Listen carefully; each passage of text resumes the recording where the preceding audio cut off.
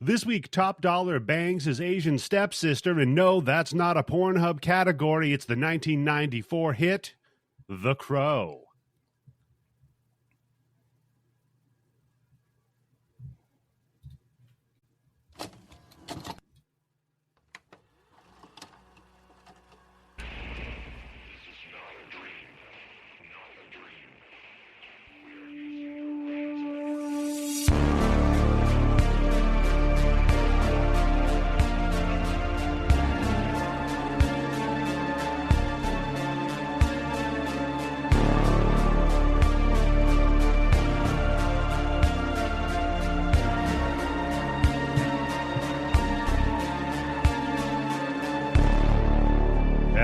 Everybody, and welcome to the Bloody Bits Horror Show. I am your host, Eddie the Axe Jefferson, and joining me, as always, everybody's favorite fun boy, Tim Yobo. How you doing today, good sir?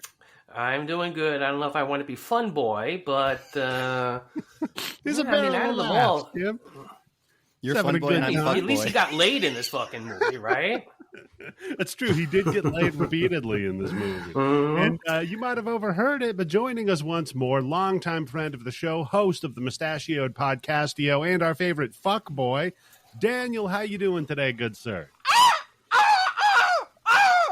That's my crow impression. That's the crow call. I thought you were gonna do your quick impression of the craw craw bang. I'm dead. Oh yeah, I love that. I'm dead. I love that guy. Oh man, I love this fucking movie. It's perfect. Here we are, dead in the middle of January, dead in the middle of covering the year 1994, and we're taking a step back to the kind of like I don't know, maybe the glory days of the 90s goth wave resurgence that popped back up. Yeah, a little bit of that industrial metal coming in too. Yeah, I had a little bit of that kind of flavoring it, because I remember the club I always used to go to in Portland, the New Paris Theater, was a goth/industrial club. Mm-hmm. So I guess, I don't know, maybe there weren't enough goth bands that were that big at the time. They had to kind of like bump the numbers up a little. Mix it up a little bit. Mix it up a little. I'll just say this. Yeah. This is the best soundtrack to any movie ever made. It's up there for sure. So you got the Cure. I still listen to it. I still listen to this at least like once every month, if not more. You got the Cure. You got Nine Inch Nails. You got Stone Temple Pilots. Machines of Love and Grace. Yeah, Rollins Band. Yeah. That's My Life true. with the Thrill Kill Cult. Right. Yeah. Fantastic soundtrack for this one. What about you, Daniel? What would you say? If you had to go, maybe not your favorite movie soundtrack, but what's up there for you? What's one that you still listen to, maybe? I'm not one to listen to too many soundtracks, but I do like the Warriors soundtrack. It's not as it doesn't have quite the punch as this one, and it doesn't hit that. I mean, when you hear this soundtrack, it really puts you in a specific state of mind at a specific time and place. It really is a time capsule. Yes, it is a time. It's like time traveling. Yeah. It makes me think of my brother. Movie. My brother showed me all these bands because when this came out, I was pretty young. Yeah, I was like 9 when this came out. Jeez. Yeah. So I didn't see it till I was a little bit older. Poor Tim. Hey Tim, it's okay, buddy. I feel you. I was 13 when it came out, man. Well, so you can feel my pain, yeah. Yeah. So I didn't see this. Older. I saw it later in life. I didn't watch it until probably like 8th grade. And I did like it, though. Okay. Yeah. So what do you think, though, going back to it? You think it does it hold up as well as you'd hoped? It has... for what it's doing, it still has that atmosphere, and I still think it's very well shot. But there is a little cheesiness in it that, but I actually kind of like I kind of like it. It's nostalgic to me. It's the good cheesy. It's a comic book movie cheesy, right? Mm-hmm. Yeah. The little jokes that they have in there. Look what you did to my sheets. Mm-hmm. Nothing stupid or any crazy shit like that. And Bobby, I'm thinking about Bobby. I'm thinking about soundtracks and the Warriors. I know Bobby loves the soundtrack. Oh yeah. That's a completely different soundtrack than this, because this is all songs. Music with actual bands and lyrics, not somebody doing like instrumental music, which Warrior soundtrack, great, but I don't know. I just think for like having songs, like I don't like what would be the soundtrack to like, I'll bet you like the remake of Cruel Intentions had a bunch of like songs from bands on it at that time. But this is just, my God, it's just one banger after the other. Well, yeah, back then, I remember the Spawn movie had a pretty stacked soundtrack. Yeah. There's a lot of. They should have spent that money on special effects, or You could tell Spawn was trying to be a movie kind of like this one, but just really didn't pull it off very well. But stick with the animation for Spawn. If you stuck with that HBO style thing and you made that into like a legit movie, rated R, and put it out for 2 hours, that'd be much better than what they ended up fucking doing. Yeah. The Spawn animated series was a lot better than the movie, but I don't know. I got a soft spot for the movie just because I love John Leguizamo so much. Me too. Yeah, but it definitely has more cheese. That's one where he goes, one stinky dinky. Oh no, that's no. Yeah, he does. He sings the whole pest song. He could have worked it in. Come on, it would have. It would have worked. Would have worked for the Violator. Why not, man? Hey, speaking of violators, Tim, buddy, I gotta ask you, my friend, what have you been consuming this week? Not too much. I watched. Let's see, what did I watch? I watched the first 3 episodes of Echo, the new show on Marvel about the dolphin. Yes, the making of the video game. Oh, yes. Nice! I have that on Sega CD. Sweet. No, it's a follow-up. It's one of the many Disney Plus Marvel shows, but Vincent D'Onofrio's in it as the Kingpin, and let me tell you, I don't think there's ever been any better casting, except for maybe Robert Downey Jr. as Iron Man, Chris Evans as Captain America, and then it goes to this guy being fucking Kingpin. He is the embodiment of the fucking Kingpin from the comic books.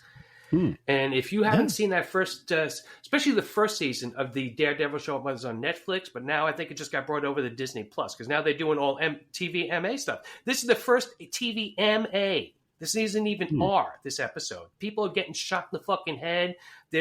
And they're not cursing for the sake of cursing, like we do because we're 12-year-old kids who just discovered how to curse, according to some people on podcast reviews. But somebody said that? Yeah, Tim's still salty about that one, Daniel. We got a review on iTunes of a guy. Let me see if we haven't brought it up in a minute. That's a pretty good countdown. Like you just learned how to. If you haven't seen it, Daredevil Season 1 is such a great thing, and it gives you the backstory of the Kingpin in one episode. And holy shit, it is maybe one of the best backstories I've ever seen to a villain in any movie or TV show. And there is a hallway fight scene. I think it's in episode 6, I might be wrong, that is up there with Old Boy. Yeah. And it's one take, and it's like maybe 7 minutes of Daredevil going in and just beating the fucking shit out of people. And it's all stuff like Old Boy, where it's not crazy fucking stuff. He's not shooting webs out of his fucking ass or shit like that and knocking people out. He's just like stuff that you could look at and go, hey, somebody could actually do that. But it's so great. And so far, I'm really enjoying Echo, and he's in it. And there was a cameo so far by Daredevil, so you got me with that. So that's why I've been consuming that. And playing with one of my friends who I usually play hockey with. Has Baldur's Gate 3. Oh, my God. And let's just say this. Out of all the people that I know, the most surprising person who let the vampire bite him in the camp at night. When he told me that he let that vampire bite, I'm like, what? Didn't you say he got rid of the vampire from his party because he kept calling him Darling? He kept calling him Darling, so he sent him back to the camp. He would not use that character. But somehow or another, when he went to take a long rest in the middle of the night and the vampire guy approached him, and he hit him with that Darling, I guess, just right. He let the vampire bite him because he thought it would give him special powers and abilities. And I'm like, I think he got some special abilities now. I can tell you how many chicks I got with that one. Hey, don't worry. Let me just bite on your neck a little bit. You'll get a special power or ability. Oh, man, with goth chicks, that had to be like such a huge in, right? That was just like a wink and a nod. You knew you were bullshitting. She knew you were bullshitting. But that was the in, right? Yeah. Well, I mean, they all believe in horoscopes and shit. So how was he in bed? He sucked. It doesn't matter. I had sex. With a goth chick, you're like, wait, more details. Yeah. What about you, Daniel, my friend? It's been a minute since you've been on the show. Have you been consuming anything interesting lately?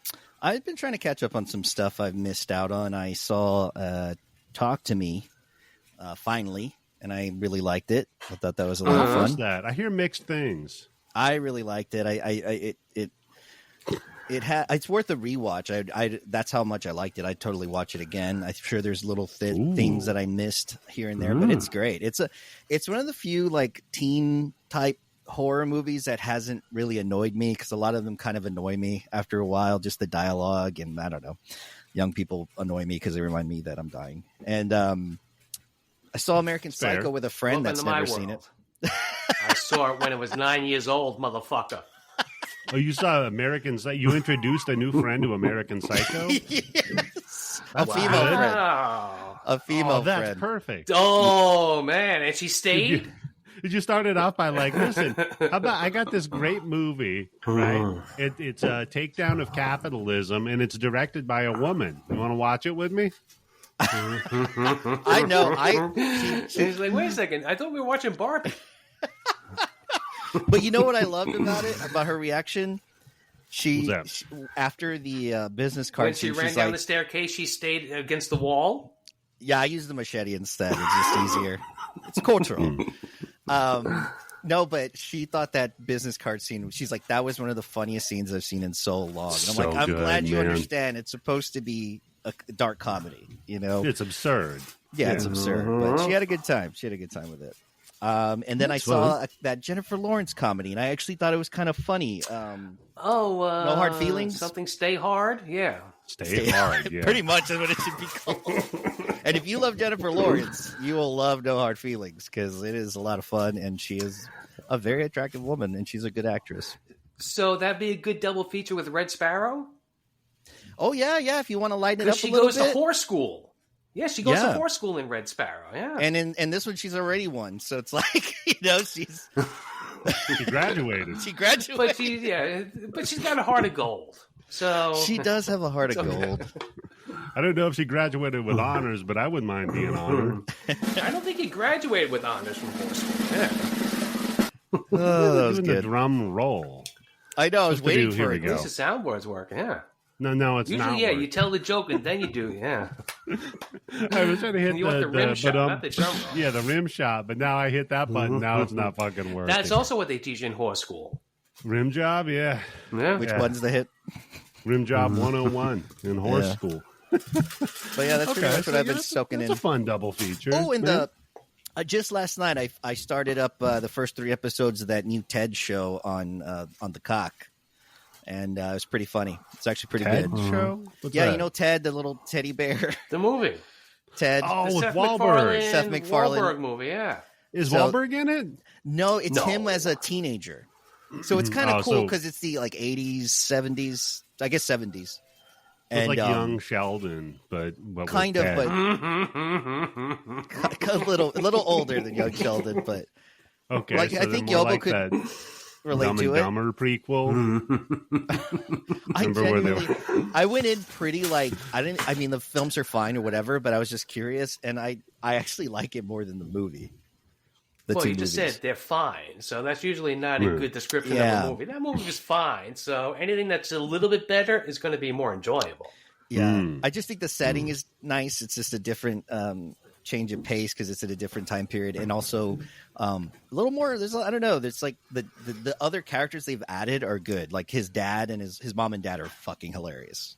So yeah, I definitely give it a shot. Give it the first 2 episodes. There were 2 movies. Weren't they both rated R? And it's Seth MacFarlane, right? So there had to be some raunchy humor in it. How does that translate to the Cock? It's still raunchy. It's still pretty raunchy. Probably not as much nudity and stuff, but the jokes definitely are pretty dark. Well, because now I'm thinking the kid's a teenager, so Ted's got to be like riding him all the time about just whacking it left and right. There's a porno part where they want to watch their first... Put me out of the room, something, yeah. They want to watch their first porno, but he's not old enough to get allowed in the back room of the rental shop, so he has to get a fake ID. Yeah, it's good stuff. So he puts Ted's head through the collar of his coat, and he sneaks in there like 2. There is a scene where he does that. That's pretty good. There's a scene at the mall. Does he have a mask on, and that's how they cover it? You know what it is? It's the 90s because they're trying to steal a Sega Genesis in that scene, and they're at the mall, and Ted is the head for some reason. It's a fucking teddy head, and they have a trench coat on. Put a human mask on Teddy's head. Then that looks more real, right? Then you do like a Teddy Ruxpin bit with him you could do. Mm-hmm. Oh, yeah. Man, my cousin had that. I was so jealous, man. Fucking we busted my... one of my cousins had it. We busted it. I put a Slayer album in it. And it fucked it up. Oh, shit.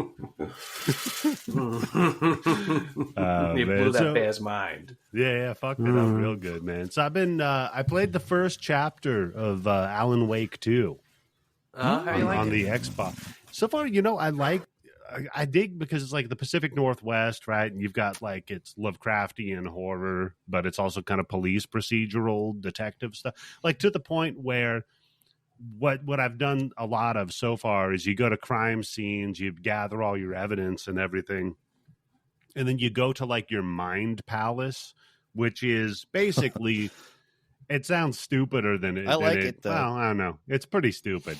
So instead of having like a pause menu, you go into this room where you've got, your cork board with all the yarn and the pins. So you're connecting all the bits of evidence together. I like it. And it's not a spoiler or anything because it's in the first chapter.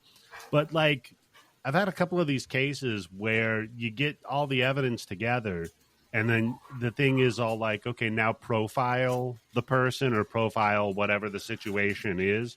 And she somehow, the main character just like psychics what the answer is. And it's like, okay, so she's got a power. And I know it's a supernatural game, right? I played the first one. But it's also like, that wasn't really part of the first one. And they don't do anything to explain it in this yet. So we just kind of, you jump in and you have to assume like, oh, okay, they'll explain it later. But it's a little weird, man. A little jarring. Interesting. But from what I hear, it's Remedy, the game company, kind of finally figuring it out and putting it all together. Because, they did like Control and they did the first Alan Wake games, obviously. Mm-hmm. So, so far you still I've have been just a flashlight? No, you got a gun. You're a cop, Tim. Wasn't the first game just you had a flashlight? No, you had tons of guns, man. There's a really cool scene in there, actually. We got a bunch of fucking like machine guns.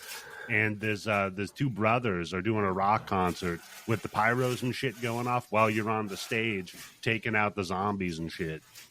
That's kind of fun. Damn. I like going because I know I played the first one. Because the first one was Xbox 360, right? Yeah. I've never played it. I got to give that a chance. No, they're pretty cool, Daniel. The remake of it is pretty good too. The Alan Wake remaster. If you've got Game Pass, actually, I think you get the first one for free. Cool. I'll download it.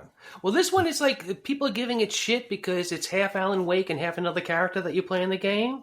On the second one, I haven't played any as Alan Wake, so it's just been the chick Saga. Okay. Her name is Saga. Yeah, that's right. Because they're like Wake goes woke. Oh yeah, because you're playing as a female character who's a person of color, female protagonist. Come on, man! I bought the game called Alan Wake. Don't fuck with me, right? Yeah, it's already woke. It's right in the fucking title. Yeah, he's been awakened. Yeah. All right, so Daniel, we got your history on The Crow. So, man, you said you were 9 when you first saw it, or when it came out. No, I was in 8th grade when I saw it. I was at a friend's house. I think they rented it. And did you immediately go out and buy some eyeliner, or no? At the time, I was way more into like punk rock and like hardcore punk and thrash and shit. Yeah, so like Mayhem and Golgoroth. Yeah, Mayhem, man. We had a little discussion before we recorded. Those motherfuckers are punk rock. I don't care what you say. Mayhem is a black metal band that's lead singer killed himself and blew his brains out. So they made that the album cover, and they made guitar picks out of the skull fragment. And Tim considers that to be punk rock. I was alive when punk rock was real punk, okay? Yeah. Yeah, back in the day when Green Day just came out with Longview. Yeah, Green Day. Can I just I don't know. I'm gonna catch How was Green Day punk rock? Yeah. I'm gonna catch some shit on this. I never fucking liked Green Day. No. Never. Wow. Yeah, they got a couple I liked them for a bit. Yeah, if you heard one, you've heard them all. But Yeah, I thought there were some decent songs on Dookie for sure. They were to me like the punk version of AC/DC. You know what I mean? They are kind of like Pennywise is like that too. Or at least the songs that I know of them, okay? Because I don't think I ever have I never bought a Green Day album. So the only songs that I know, like I guess they're commercial ones. They're so, pop but hits. yeah, unless it's like an Under the Bridge with Red Hot Chili Peppers type situation, how the fuck is anybody calling Green Day punk? I mean, they have roots of like hardcore. They played in hardcore shows back when they first started. They just were able to hit it mainstream. I mean, I like their message. I dig that because they gotten in trouble because they changed the lyrics to American Idiot to I don't want to be a MAGA idiot, and all the MAGA people went crazy over it because they're snowflakes. Yeah. Well, it turns out that now they can't be the big Green Day fans they've always been. And they lost Rage Against the Machine a couple of months ago too. I know, it's crazy. I love when they were talking about like you dickheads shouldn't put politics in your fucking music. Now, back where I come from. Kill in the Name of Love. That's a fucking song, man. Yeah. So what about you, Tim? What's your history with The Crow? I got to hear about, let's see. Well, I was slightly older than 13 years old, yeah. Okay, so this was... I don't think I had the Duster at this time. I think the Duster came a little bit later on. But, I mean, this is no surprise. I was a huge Bruce Lee fan. And the first time, I can't remember what was his first movie. It was the one with Dolph Lundgren or with somebody else, Brandon Lee. You could see he had talent. I mean, he was like the first movies he did. No, not too many people saw it off with the first couple of movies they do, low budget, being really good. But he had something that you like just enjoyed watching him on screen. Plus, he had the thing of that's Bruce Lee's son, so let's go see what he can do. Mm-hmm. And incredibly good-looking man. I remember hearing the news about him getting killed doing this, and this is really, I would say, probably the first time a celebrity death really hit me and affected me.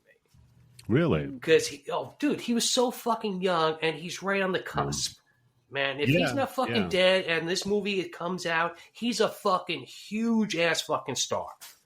Yeah. I mean, I guess it's one of those things you can't really talk about the movie The Crow without talking about the accident, right? I mean, that's a huge part of the kind of mythology surrounding it and all the different rumors and stories about what actually went down on set. And the fact that death is such a central theme. Every fucking night of the week was talking about the goddamn thing, Was there a curse on the set? The Lee family curse.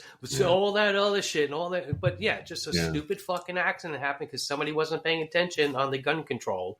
Whoever does the gunsmith, whoever's on the fucking set who's supposed to take care of the guns. Yeah, the set safety person. And Daniel, to your point, that's such a good point to bring up is, the character is based around death. Too. Mm-hmm. So that's why, because I think what I remember is the original company that was supposed to put it out, they dropped it. They didn't want it. That's why Miramax picked it up, and they probably got it for cheap because they didn't want to come off as looking like ghouls trying to promote a movie where somebody just fucking died. But wasn't that Weinstein's company or Miramax created mine?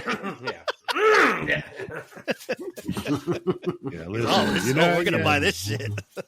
They say you got to separate the art from the artist. Sometimes you got to separate the art from the production, from the producer, who has absolutely nothing at all to do with it except trying to make it worse. Still waiting for that Alec Baldwin movie to come out. Even today, when I think about it, it just really makes me sad just thinking about what happened to him on this movie and just what could have been. Bruce Lee's fucking son. Bruce Lee dies, when it's like 33, 35 years old? He had so much more. Again, and what happened? Bruce Lee dies right before fucking Enter the Dragon comes out, the American fucking movie that's going to blow him up in fucking America. Instead of just doing all those imports of Fist of Fury and Chinese Connection. He's going to be a huge fucking star. Yeah. He dies. Same fucking situation with the son. Yeah. Yeah, I mean, it really taken down right before he was about to break for Brandon, especially.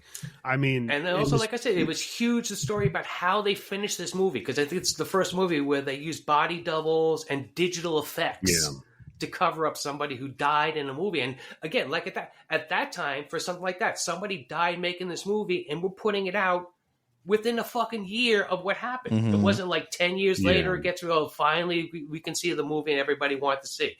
So it was huge at the time, and I think it made a ton of fucking money. Oh, yeah. Yeah. And it's funny, too, because then you think about, like, with stuntmen, right? Like, if a stuntman does a shot and they get injured or fucking maimed or killed or whatever, the story is always you use that fucking shot in your movie. Yeah, yeah. You know what I mean? So then this dude dies while they're fucking filming it, and they're like, I don't know if we should put it out. You know? Mm-hmm. It's a little different. He's the star. You know, I totally get that. But yeah, no, it did gangbusters. And then here comes Harvey Weinstein with like, no, wait, I can buy it for pennies on the dollar. Fuck that shit. I'll put that out. The budget was supposed to be $23 million, and it made over $50 million just in theaters. Whoa! So it made double its budget. I didn't know it was that big of a hit. Mm-hmm. And then VHS had to be huge, and then again VHS the fucking tie and the soundtrack, they had to make money off of that too. VHS, the soundtrack, just merchandising, man. Like it's probably second in merchandising and Hot Topic to only like fucking Nightmare Before Christmas. Or shirts about because they had the white fucking face paint saved up. Yeah.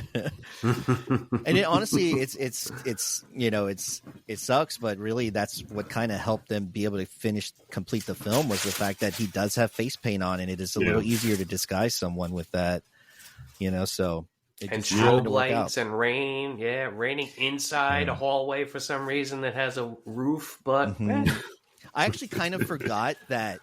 I forgot that he puts on the makeup later. I always thought he came out of the grave with it on. And then I was like, oh, yeah. Because I just hadn't seen it in like 10 years. Yeah. Well, that's fine. So a little bit of the background stuff on here. It's based on the comic book series that was written by James O'Barr. Then the screenplay was written by David J. Shaw and John Shirley. So David J. Shaw wrote Texas Chainsaw Massacre 3. So not one of the better ones. Wrote the other guy Shirley must be famous though. Not really. And don't call that was a great Shirley. joke. Yeah, he also wrote Critters 3 and 4. So so when you're down, you got to work your way in. When you're downwind, Critters on the like Star Trek, where it's like every odd one is good, or all the even ones are good and the odd ones are bad. I think it's my like Critters in that everyone's odd. Is what I think. Yeah, that does with help. That fucking series. Then directed by Alex Proyas, who directed Dark City and iRobot, which Dark City you could completely Dark City, see. Yeah, and before that he Matrix just did... you hacks. Well, there's a fun Matrix tie into this too, Tim. We'll get to. But before he directed movies, he mostly did music videos, which totally makes sense, right? I mean, 100%. Yeah, this movie is almost a music video. Almost. Yeah, there's not a terrible amount of dialogue. I think the bad guy has what's his name? What's the villain's name? Put this out as a video out. Dollar. Yeah. By the way, the if you held a gun to my head after watching this fucking movie and you said, "Oh right, the big bad guy that he kills at the end by putting the memories in him, what's that guy's name?" Are you gonna have to fucking Brandon Lee me, man? I don't know. Holy shit! I've seen this movie at least 50 or 60 times, and I can't name. What's his name? Top Dollar. Dollar. Yeah, dude, they don't say that name until like the movie's almost done. Yeah, they right? don't. He's kind of nameless for a while. He's just the boss, you know. Yeah. I mean, they don't have to name him. He's such a fucking character that I just remember he's fucking his sister that's somehow biling. So I kept thinking he was going to be a vampire when I first saw it. I was like, I bet you he has powers too. Yeah. You know, because you only see him at night. You know, so it's we see at night the hair and the swords, the cutlery selection that he elects to use in a world full of guns. Where fucking everybody's got 3 guns on them at all fucking moments. Man. Yo, at one point, doesn't Tony Todd have like a fucking mini AK-47 in his hand that looks like a fucking pistol? Yeah, M16 Tony Todd too, fantastic in this fucking movie. You know, when you watch this movie, he's almost unrecognizable as Tony Todd. I think this is the least Tony Todd he's ever looked in any fucking movie. Yeah. He's very reserved too. You know, he plays it like almost like more of the. He's like the muscle, but at the same time also pretty smart. Like you could tell he kind of helps the operation. of whatever the fuck they do. He's kind of the heavy. He's he's kind of like the Mike Ehrmantraut from Breaking Bad. You know what I mean? He's heavy, the but he's also between what has to be clever. done and what the boss actually clever, does. Yeah, or like the Wolf from Pulp Fiction. Yep. He does give off that column energy in there to just kind of handle shit. So, of course, starring Brandon Lee, who wanted to not just be known as the son of Bruce Lee. Yeah. So thank you, Tim. Who famously died during the filming of this, during a scene where... If he didn't die, he would be known as Brandon Lee and not just the son of Bruce Lee. True. Trust me.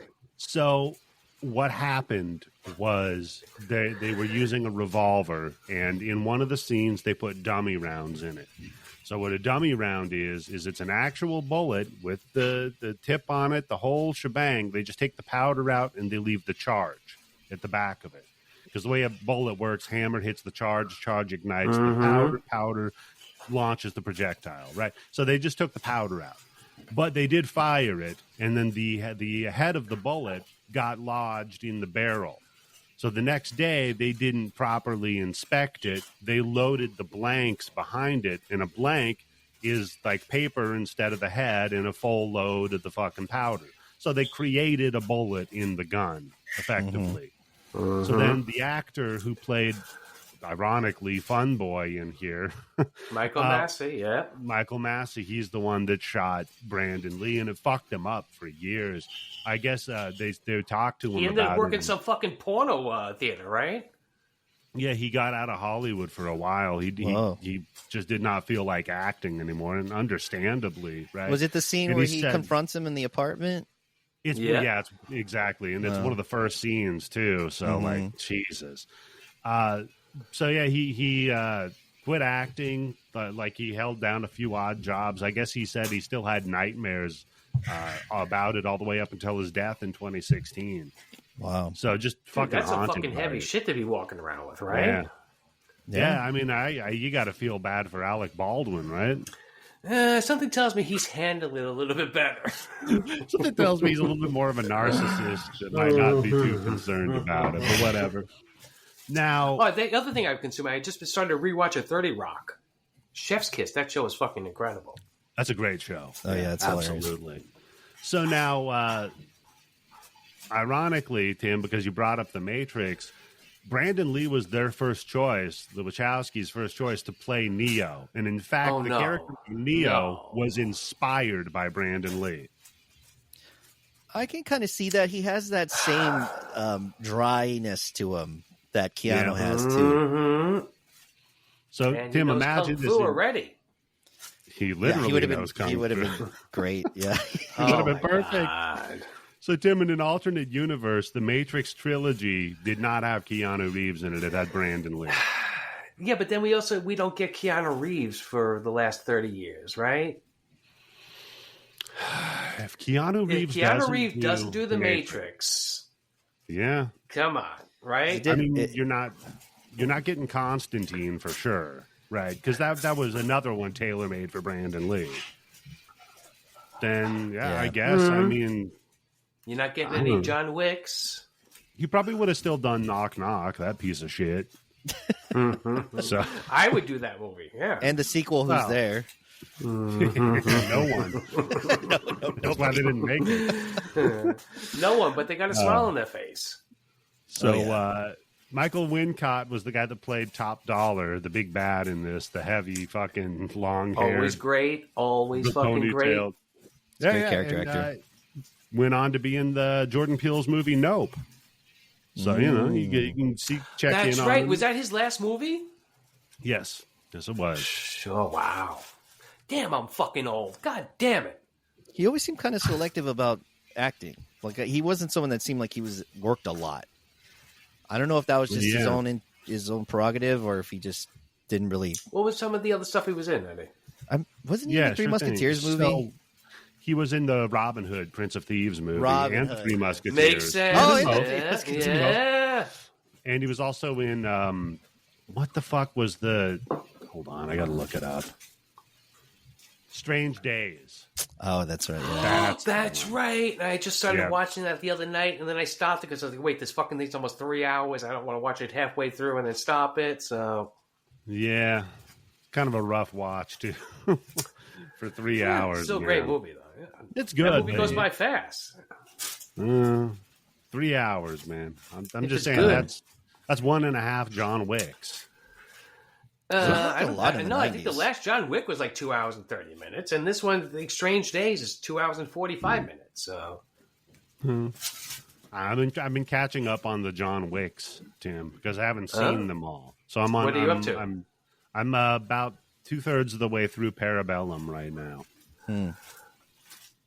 Let's see. I'll catch you up on the story on it, Tim. So you see, somebody killed his dog. I don't need to catch up on the story. I need what kind of kills are in this thing. Yeah. Now this is the one. Is that the subway where they're going back and forth on the subway? Is that with Common? No, this is the one where he was excommunicated from the League of Assassins. Oh, Halle Berry. Yeah. So he's got to do some fighting and some shooting. But yeah, that could have been Brandon Lee. His way Tim. to the top, yeah. So then you've got Ernie Hudson, who plays beat cop Albrecht. I don't know. It's Winston from Ghostbusters, man. I'm sorry, that's all. He couldn't be a Ghostbuster. Him. Now he's a crime buster. Barely wanted that. Remember, because the detectives just keep giving him shit for just being a beat cop. Did he cross streams? He did cross the streams. That's true with T-Bird, I think. Now, then you got Bailing, who plays Micah. Of course, she's a bloody buddy from Crank 2. Fantastic in this role, by the way, of being the slightly mystic Asian character. Mm-hmm. Dude, when she has that fucking, I don't know, 1920s fucking pilot hat on her head towards the end of the movie, I'm just like, chef's kiss. This is a lot of fun. Yeah, and her character trait is that she takes people's eyeballs out. Funny thing, though, is that she's not bilingual. No, she's not bilingual. She's barely lingual, actually. I do love, that's my favorite in Crank 2, is that they subtitle her the whole time. And she's not saying anything in the subtitles because they couldn't direct her. She was so high the entire fucking movie. They're like, I don't know, just put subtitles over whatever she said. I love that. I got to interview those guys. That's the only thing I remember that, yes. Man. So then you've got David Patrick Kelly, who plays T-Bird. He was, of course, Luther from The Warriors. Mm-hmm. Yeah. I love his haircut is interesting. It's like he has a Caesar, but also a ponytail. He combs the front he turns the front of his hair toward the front, and then he's got a ponytail in the back. I'm like, what the fuck is going on? Yeah, it's like Roman Empire in the front, party in the back. It's wild. Then you got Tony Todd, as we said, who plays Grange, of course, famous for being Candyman and then cameos in a million horror movies. Night of the Living Dead. Of course, and fantastic in this, I gotta say, man. He's really good, yeah. Well, he's good in everything. Mm-hmm. Absolutely. Speaking of character actors, we had Joe Polito, who played Gideon, the pawn shop guy. I love him. Immediately recognized him from The Big Lebowski. It's the first place my mind goes with him. The first thing I ever saw him in was Miller's Crossing. So whenever I see him, that's the first thing that I always think about. Yeah, Miller's Crossing, Highlander, he was in. Oh, yeah. So. As who? It was like a bit What Highlander was he? He wasn't a Highlander. He was Detective Walter Bedsoe in the original Highlander from 1986. Okay. If you ever want to see him kind of young and actually like he looks pretty good, is The Clairvoyant. Came out in the 70s. I covered it on the podcast, and he's really good in it. He plays a detective. The movie kind of drags a little bit, but it's sort of a bit of like it's like a little bit of a mystery suspense thriller. It's not bad. He's always good. That's why he's a great character actor. Yeah, he's really you know good what I'm reading here about him? He died in Duarte, California, right? And one of our friends in the podcast Discord was just talking about they're going to have dwarf wrestling in Duarte, California here this month. So I might be attending that if Bobby will join us. I'd love to go see that. And then go visit his gravesite after the wrestling. Yeah. After we watch the little people wrestling, we'll go to his gravesite. I'll put. I feel like I should put like coffee and a donut on his gravesite. Yeah, lozenges too, right? He's got that voice. He needs it, yeah. And at least something grow like a little pencil mustache for the occasion. He has that nice little pencil mustache. I could knock that out in a week. It's no problem. Then you finally add Marco Rodriguez, who played Torres. He was in fucking Cobra. Oh, shit. That's right. Oh, I know this guy. Yes, I the first time I ever saw this guy was on Hill Street Blues. He played a gang leader, and I remember because he had that fucked up acne on his face, and they were talking about how hard it was for him to be an actor because he's a Latino guy and he's got that fucked up acne on his face. Yeah, he's got that what was that called? Seborrheic acne or whatever. The shit that you gotta like take pills for because it's don't take it. So, I mean, but he's also a character actor. He's been in a million things, usually playing a criminal. So or a cop. Yeah. Mm-hmm. That's got to be a weird feast or famine when you get typecast. Like, look, man, you're either going to be Satan or God. You know what I mean? Yeah. Criminal or cop. Right? Yeah. That works, man. For sure. So a couple of notes on the production of the movie. Originally, the director wanted to film it all in black and white because it, going back to its roots as a comic book series, but only use very specific high contrast colors for really intense. You mean like a Sin City type thing? Which as soon as I saw this, I'm like, Sin City, you fucking hack! Exactly like Sin City. The Tim. Rooftops, holy fuck, Sin City. Oh my god. Yep. But the studio shot it down, and then years later, Sin City came out. Yeah, it'd be too expensive to shoot in black and white.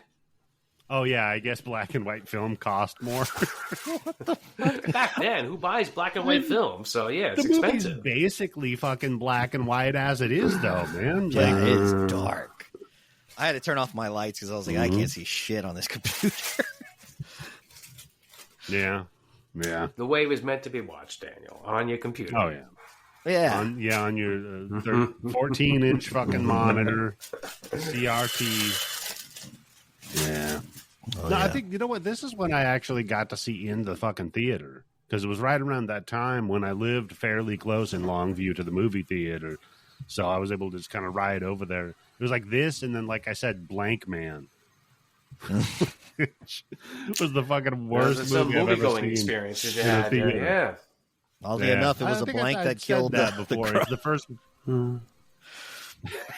Wow! Look at that, Eddie. It's your fault. But if Brandon Lee had come back from the dead for real, that would have been his superhero name, Blank Man. He goes around shooting people with blanks, killing them. Oh man! So okay, we open up and it's Devil's Night. Yes. In their stand-in for Detroit. And we open up on a crime scene where apparently our hero, Eric, what was his name? Draven? Mm-hmm. Yeah, he's a rock star. Didn't really think too far with that last name, Draven. Yeah. He's the Crow and you're calling him Draven. All right, well, whatever. Anyhow, he fell out of a 6-story fucking window because him and his girlfriend, I guess, lived in the steeple of the church. I don't know what the fuck kind of apartment they had, man. That is the kind of apartment that if you live in any big city and it's rent controlled, you let yourself get thrown out of a fucking window before you move out of that goddamn apartment. But what's funny is, Tim, that's literally the plot of the movie, is that basically they were trying to get rid of everybody in the apartment building because the dude that owned it, that was, I don't know, maybe they had, like they're you the said, last holdouts. Yeah. It is, you know what, now that I'm thinking about it, it kind of is their fault. Yeah. Oh, you think they should have moved? I'm sure the landlord was probably offering some money for them to move out before he went up to, hey, let's murder and rape them. You think he could have talked him down from the rape in the negotiation, at least? You would have hoped so, but can you be out by the third? By the third guy, yeah. It was a gang rape, so I guess I meant the third of the month, but yeah. All right, okay. Just imagine getting raped by a guy named Tintin. No, how about Skank? Yeah. Oof. Yeah, I get a feeling Skank wasn't too good. No. In bed there. He seemed a little twitchy. I don't know. Yeah, he looks like a character from Death Wish for sure. Skank. Yeah. Yeah, for sure. Yeah, he's just got that look. That's all we need is fucking, we need Bronson in this movie. Oh, yeah. This would have never happened. Bronson instead of Ernie Hudson, that movie would have been over. He would have shot the Crow first. Yeah, but doesn't the Crow thing kind of blow up the whole Jesus thing? Does the Crow? Well, you're saying if that the Crow is bringing Jesus? people back from the dead. How do you work that into your whole religion thing? Right? Well, I don't think Jesus came back for revenge, though. I could have misread that part of the Bible. Let me tell you, the new Jesus, he'd be back for revenge. Yeah. Don't bet on Jesus. That motherfucker. Running around fucking just stabbing motherfuckers. Make Calgary great again. Yep. Make Calgary great again. So he's up in Canada now? Close. Okay. He can be anywhere. And make Bethlehem great again. Although they've been trying to do that. They've been trying to make the Holy Lands great again for a few thousand years, and so far it hasn't worked. So one day they'll figure it out. One day they'll figure it out, man. I'm holding out hope that within my lifetime, all that shit in the Middle East just settles down eventually. I think we're right on the cusp of it. Pretty sure they'll all get put aside their religious differences and figure it out. Oh yeah. Yeah, exactly. Football fans can't even fucking get along. Detroit and fucking Green Bay hate each other. And they're basically the same fucking state. Who has more history? Yeah. Yeah. Yep. So anyway, he fucking died. He fell out a window. His wife got raped to death. So it's, your standard 90s fare of edgy origin stories, right? But I do like that she got raped to death and they wheel her out. And they're like, you should probably talk to this little girl on your way into the ambulance. We'll just let you have a little brief convo with her. And they lie to her. They're like, yeah, your boyfriend's fine, dude. Don't worry about it. Meanwhile, there's a guy over there with a snow shovel, like peeling him off the ground. Oh, like Crank, yeah. Or Crank 2. Yeah, like Crank 2, exactly. Hey, you tell the little kid she's going to die? Well, the kid's going to find out eventually. Yeah, but she's not going to see you when she finds out. Your only true, interaction with that kid is right then and that point. So just like, hey, don't worry about it yet. She'll be making your breakfast tomorrow instead of your fucking heroin mom. Yeah, a kid whose life has been being the can that gets kicked down the road, and you're kicking the can down the road about telling her the two people in her life that might care a little. By the way, what the fuck is the relationship she has with Eric and Dead Girl? Because she doesn't deserve Dead Girl and Eric just got dragged into it, right?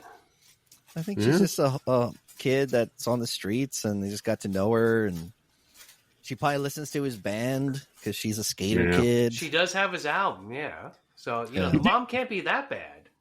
Oh, you think that they're like, listen, you run around with our fucking shitty little posters and the wheat glue, and you go slap them up on the fucking post for us.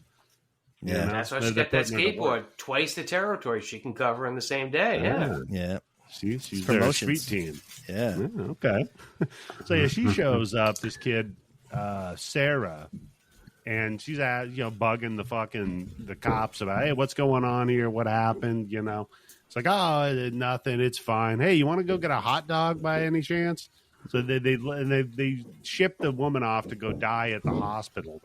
And then they're like, the little girl Sarah's like, hey, yeah, you lied, to her about Eric. Eric's fucking toast. And poor Ernie Hudson's like, look, man, I just tried to be in Ghostbusters. Yeah, it's not my job. Come on. I usually deal with them after they're dead, not during. Man, that's true. Yeah, part sucks. He crosses streams, not destroys dreams. Yeah. And then so he takes her out for a hot dog. while she's waxing poetic about how love could sometimes transcend death. Yeah, there's a voiceover in this movie. Oh yeah, a lot of the little Kid girl voiceover. Yeah, there's a lot of and I understand they needed someone to give all that, but they could have just gave Ernie Hudson that. You know, because he's learning about it as well. And if anything, he's more involved with the Crow. He's kind of becomes his Alfred in a way, a little bit. So, you know, or like I don't know. Commissioner Gordon. Here's an example of Sarah's voiceover here. By the way, here's one of the lines. I'll try to deliver it. You tell me if I have the same gravitas, Tim. Mm-hmm. If the people we love are stolen from us, the way to have them live on is to never stop loving them. Buildings burn, people die, but real love is forever. Every kiss begins with K. Yeah, this is like some Marianne Williams shit. There's a lot of cheesy shit, and I think the kid stuff is some of the most cheesy. But it's based on a comic strip, a comic book, okay? What the fuck I don't do you blame expect? It's not going to be Shakespeare coming out of it, so it's okay with this movie, at least for me, because I like it. So if I didn't like it, that'd be stupid. Tim, you don't know. James O'Barr might have ghostwritten for Shakespeare. It's possible. Let me take a look at his credits and see what else he wrote real quick. Yeah, we need the Crow in all different times of history, like back in Shakespeare's time, like a samurai crow. No, it looks like he just wrote 9 projects that were based on the Crow. So I think that's pretty much it. Although it's maybe like a little Romeo and Juliet-esque here about the folly of youth. Yeah. Chromeo. No, but they do quote Edgar Allan Poe for that's kind of like that. Yeah, it kind of took me out of the movie. I was like, wait a second, it's a crow. It's not a raven. Yeah, his last name's Draven. So yeah, that's true. His last name's Draven. It's very Isn't a raven just a big crow? It's a bigger crow, yeah. Yeah, so smarter too, by a little bit smarter. Yeah, but still cool birds. Well, they're the guys of Odin, so yeah, they're top of the chain. Yeah. Yeah. Plus, they bring people from the Lee family to the afterlife. Apparently. Caw, motherfucker. Caw. So he gets really fucking. Albright gets really fucking invested in the layering of the toppings on his hot dog, which I thought was bizarre. He's like, no, you got to put the mustard underneath the ketchup, then the onions. So I just wanted to ask you guys I thought he meant underneath the hot dog, like put the mustard on the bun, put the hot dog on it, and then put the ketchup on top. It may be, Tim. So what's your go-to layering and toppings for a hot dog, Tim? Plain. Now, Tim famously, whoa, what? Did you just say naked? Yeah. You just like it nude? Plain hot dog. If you get the good Sabret's hot dogs from the real fucking hand carts, you don't need any of that shit on it. You get that fake shit, the fucking brown hot dogs, that you need fucking mustard and sauerkraut and all that other goddamn shit on it. But yeah, plain hot dog is the best. Nothing? No onions? Nothing? Nope, don't need it. Not even a bun, Tim. You just like of course, yeah. You want the bun, yeah. You want a nice soft bun with it, but it's kind of like a good steak. You don't want to put too much shit on a good steak, right? You're not putting A1 steak sauce on a steak. You're not putting ketchup on a good steak. If you got a shitty steak, that's when you put the A1. That's when you start mixing some ketchup on it. But good hot dog, and they're hard to find in New York. I'm telling you, all of them now. They got the fucking Sabret umbrellas on top of the stands, but they're not selling Sabrets. Yeah, well, I'm thinking more like a ballpark dog. You know, we're just talking general. No. I don't like any. I don't like any of those fucking. Unless you get the Sabrets frozen ones from the supermarket. I don't like any of the ones that you can buy in the store. Oscar Mayer, get the fuck out of here, Oscar Tim, Mayer. This comedian came up with this really funny concept about calling New Yorkers city hicks. Because just like Hicks, if you take a New Yorker outside of New York, they just can't fucking function. They just complain about everything. Yeah, nothing's right. No. I can't function. New Yorkers can't function because the rest of the shit's so beneath us. Like, what? You're still doing that shit? What the fuck? Yeah. I don't know why I'd ever need to go to the big damn city. I already got everything I need right here. We got a golden corral. Yeah? Got a golden and you eat like an 8-year-old too, by the way, Tim. Just a plain hot dog on a bun. Yeah, that's like it tastes good. If it's good, if it's a good fucking hot dog, you don't need anything else, man. Well, Tim, you see, I only get even better hot dogs. You don't even need the bun for them, Tim. All I do is I just get a soggy hot dog in a fucking paper towel and eat it. I just had a hot dog. I just had a movie theater hot dog last weekend, and I thought it was great. I thought it was great. Yeah, well, I used to work at Regal, and they do buy decent bratwursts, and it's pretty good. So, Daniel, what's your go-to if you're going to have like a ballpark Frank at a cookout? Let's say, right? They got the whole Not spread. to be specific, just in the ballpark. What would you put on it? I'm a really basic. I put a strip of. I don't oversauce it up. I put a strip of mustard, a strip of ketchup, and then I put relish on the side inside of the bun, and I'm good. Okay. Sometimes I'll put a little pepper on there. Dill. Yeah. Okay. Yeah, I don't like it too sweet. Yeah, I cannot get behind sweet relish, man. I don't know, it fucks me up. Sweet pickles, sweet relish, it's too much. Yeah, I don't like it. Throws it off for me. I like a good, like a kosher, like a dill or like a garlic pickle. Tim, you got a problem with fucking pickles now? You don't eat them I love pickles. No. Yeah, he's a pickle guy. I found the perfect pickle like 10 years ago from Fresh Direct, and they stopped selling them. I can't find them anywhere in the stores. So now you might as well not eat pickles. No, I still eat pickles, but what? Hold on, you're a foodie. What is the pickle that's super green on the outside, very light colored inside? It's not. It's like it must be like right before it like really becomes too much of a pickle. Almost more of a cucumber taste. Before it becomes too much of a pickle. Yeah. It's not over Well, the sour ones you got to leave in longer than the brine. Yeah. Tim, you're talking about cucumbers, Tim. That's not a cucumber. It's a pickle. Yeah. It's like probably right. like a quick it's like pickle. that half a second before it stops becoming a cucumber, and You're like talking about 1 that second weird, later like, it's gonna be that weird neon green relish from Chicago, like that not shit. relish, actual pickle. Oh, yeah, I don't know what the fuck you're talking about, man. You're out of your goddamn mind. So we see T-Bird and the gang. They're all wrecking this fucking arcade, which pissed me off immediately. You know how at the beginning of a movie... Fire. Yeah. Look, yeah, Tim. Yeah, I mean, they kill the guy. They rape the woman to death. Like, I'm like, all right. Already I'm not too big a fan. Leave Pac-Man alone. Yeah, they fucked up that copy of Golden Axe, man. Now it's on. Now I'm done with them. It does hurt to see that scene. I didn't like watching that again.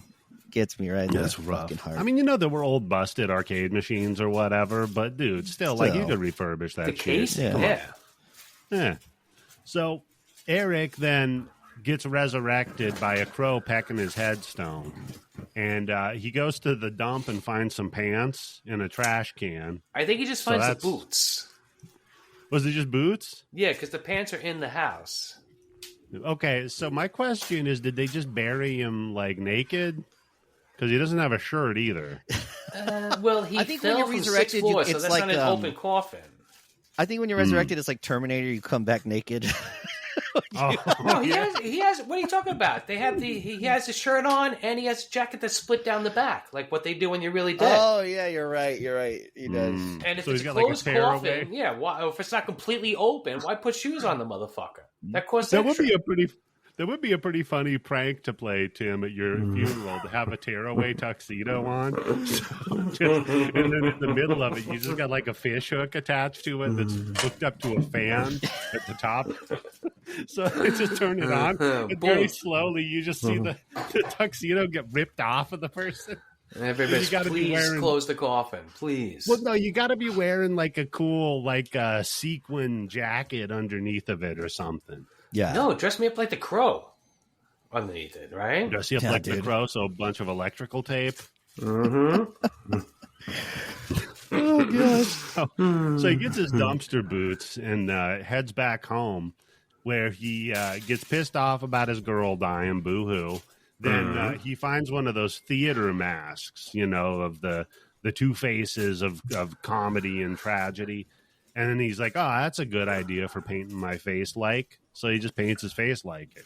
Now, fun fact about this, originally they had the makeup people do the face paint for Brandon Lee, but he didn't like it. So what he would do was, he said the night before he would just put the makeup on, go to sleep, and wake up with it all fucked up looking. It's better that way. That. Yeah. You're right, and man. it's constantly fucking raining. Better. It should look a little soggy, you know. Yeah.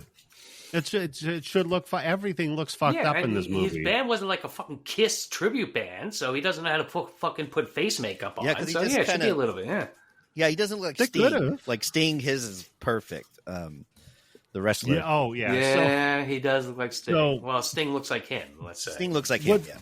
Well, Sting literally went out and set out to look like him because another wrestler, Diamond Dallas Page, told him, "Look, you gotta cheese the fucking surfer dude gimmick because that ain't fucking selling anymore. People like anti-heroes." So he said you should dress up like the Crow. Wait, Sting was before Sting was Sting. He was a surfer dude. Dude, there are so many fucking wrestlers who became like 90s anti-hero assholes that started as surfer dudes. So you got Sting with Stone the neon Cold. face paint. Stone Cold, yeah, was stunning. Stone Cold was a surfer dude. Stunning Steve Austin. Yeah, he had like long blonde hair back then. And if you followed ECW, Sandman, you remember that motherfucker? He would just get drunk and smoke cigarettes and beat people with a kendo stick. Well, the name Sandman came from his first gimmick was he was a beach bum. The Sandman. Wow. God, right? Jesus, I was hoping it wasn't a Middle Eastern thing. That sounds like the John Daly of wrestling. Just drinking, smoking, and then just going in and doing the shit and then leaving. Yeah. I would have done that. Would have been a great gimmick. Like the John, he goes in with a golf club and just beats the piss out of people. Just drinks, eats some donuts, and then the bell rings. And then the funniest one was Raven, that wrestler Raven, right? Because he was fully like grunged out and shit. That guy was originally Scotty the Body or Scotty Too Hottie or Johnny Polo.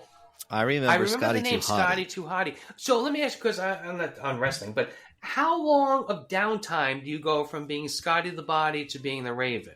Like, were you on, like, they take you out of rotation for like a month or so and then you come back as your new character? Or Monday Night Raw, you're Scotty, and then on Thursday night, whatever it is, you're now the Raven? He went to a completely different company. Mm-hmm. So he was that Johnny Polo guy, and then, immediately he's like, nah, I'm sure there's been people in WWF who've changed. I mean, Steve Austin was probably in WWF. Was he WWF when he was the surfer dude, or... No, it was WCW. And then when he came to WWF, he was the ringmaster. And then he became Stone Cold. The ringmaster is funny. Stupid. What a dumbass gimmick, man. By the way, this is our wrestling podcast. So, okay. Now, Eric has a bunch of flashbacks and starts freaking out, paints his face. Then we cut to Tintin, and he's out at the pawn shop hawking his rings, right? Now, the guy at the pawn shop's giving him shit. And he's like, garbage. I ain't going to give any fucking money. So he's like, oh, well, what about this purse? It's real leather. It's like, oh, okay. Well, I'll give you $50. Take it or fucking leave it, right? Because it has blood on it, yeah. Yeah. Well, you can wash that out of leather. But, Tim... If it's real leather, yeah. Doesn't all leather kind of have blood on it, if you know what I mean? True. True. Really makes you think. This episode's sponsored by PETA. Yeah. Bread. Tim's a real PETA-phile. Really loves PETA and all the work that they do. Real fan of their stuff, right, Tim? So, then the Crow sees not. I gotta differentiate between the Crow that has feathers and the Crow that is Brandon Lee. Should we name the Crow his Crow friend? Charlie, right? No, that's not good. No, not somebody in our Discord. Let's name the Crow. Pecker? How about Bernie? Okay. What'd you say, Dave? Bernie Pecker. Oh, wait, hold on. No, Bernie Pecker. You get the Heckle or he's Jekyll. That's it. I'm with him on Bernie Pecker. I'm calling him Jekyll. That's it. They were magpies. Wrong bird. Okay. Yeah, you're the Heckle and Jekyll. And so Bernie Pecker's flying around and he sees Tintin and he lets the Crow know about it. So the Crow dives out of the 4-story building. He does like the Assassin's Creed Altair dive. It's such a great scene, isn't it, though? It looks fantastic. He's like laughing. Oh, it's so good. Because now he realizes he is immortal. He's immortal. It's pretty fun. Because I forgot he did the gymnast thing when he ran like he was going to jump out of the same place. Yeah, because he was reviving all the memories of what happened, and he went right through the thing, going through the window, but this time he holds on to it and comes back and he sees his hands heal. Now, here's a big leap of faith. Very Jesus. I do that. I see my hands heal really quickly. My next thing is let me jump out of a 6-story window on my back. Let's do a fucking body splash on the pavement and see what happens. It was into the trash. Shake it up a little bit. To be fair, you came back from the dead, so you're already playing with the house's money. That's true. Yeah, your house money time. Yeah, fuck that shit. Yeah. So you might as well live it up. Why even put clothes on at this point? Yeah, Tim. You know what? I had the note here. Tim would just be running around with his dick out if he came back from the dead. That's where the crow would be hanging. The crow wouldn't be on my shoulder when I walked into a room, I'll tell you that. Yeah. Oh, God. Yeah, it'd be little fucking Bernie Pecker running around. That's why he's called Bernie Pecker, yeah. So the crow catches up with Tintin, and he's giggling about being indestructible. Beats the fucking piss out of Tintin and reminds him, he's like, by the way, this is because you killed my girlfriend and raped her and stuff. And he's like, well, I don't even remember what you're talking about, asshole. Oh, yeah, a year ago? No, I fucked her. And he goes to, like, high-five him. He's like, you know what that's like, right? Right? No? He kind of makes it kind of a pink in the stink kind of joke or something like that, too. Yeah, he says, like, I shafted her pink ass and she loved it. Yeah, it's fucked. I didn't think about I hadn't remembered the dialogue as much, and some of the stuff that they say, I'm just like, eesh, that's rough. Yeah, well, it's very edgelordy. It's very edgelordy. Yeah. It's the 90s. Reminds me of RoboCop a little bit. Oh yeah, but again though, like Tim said, it's the 90s. That'd be like saying, "Oh, that original Halloween, man, so typical of a slasher." Mm-hmm. It's like, oh yeah, that's where it came from. It's where it's the roots. 94 is like the root of being an edgelord. In the thick of it, man. Yeah, everyone had spikes and. Chain wallets. If you couldn't afford the spikes, you got the little pyramid domes. Chain wallet's always been in fashion. What are you talking about? I don't want that shit stolen. Do you still wear a chain wallet? Or are you fucking with? No, but I had one with Harley Davidson on the fucking thing, right on the front of it. Yeah. Tim, you strike me as a guy who had like a second wallet in case somebody mugged you. You'd be like, "What? I got a fucking dollar in here." I like that.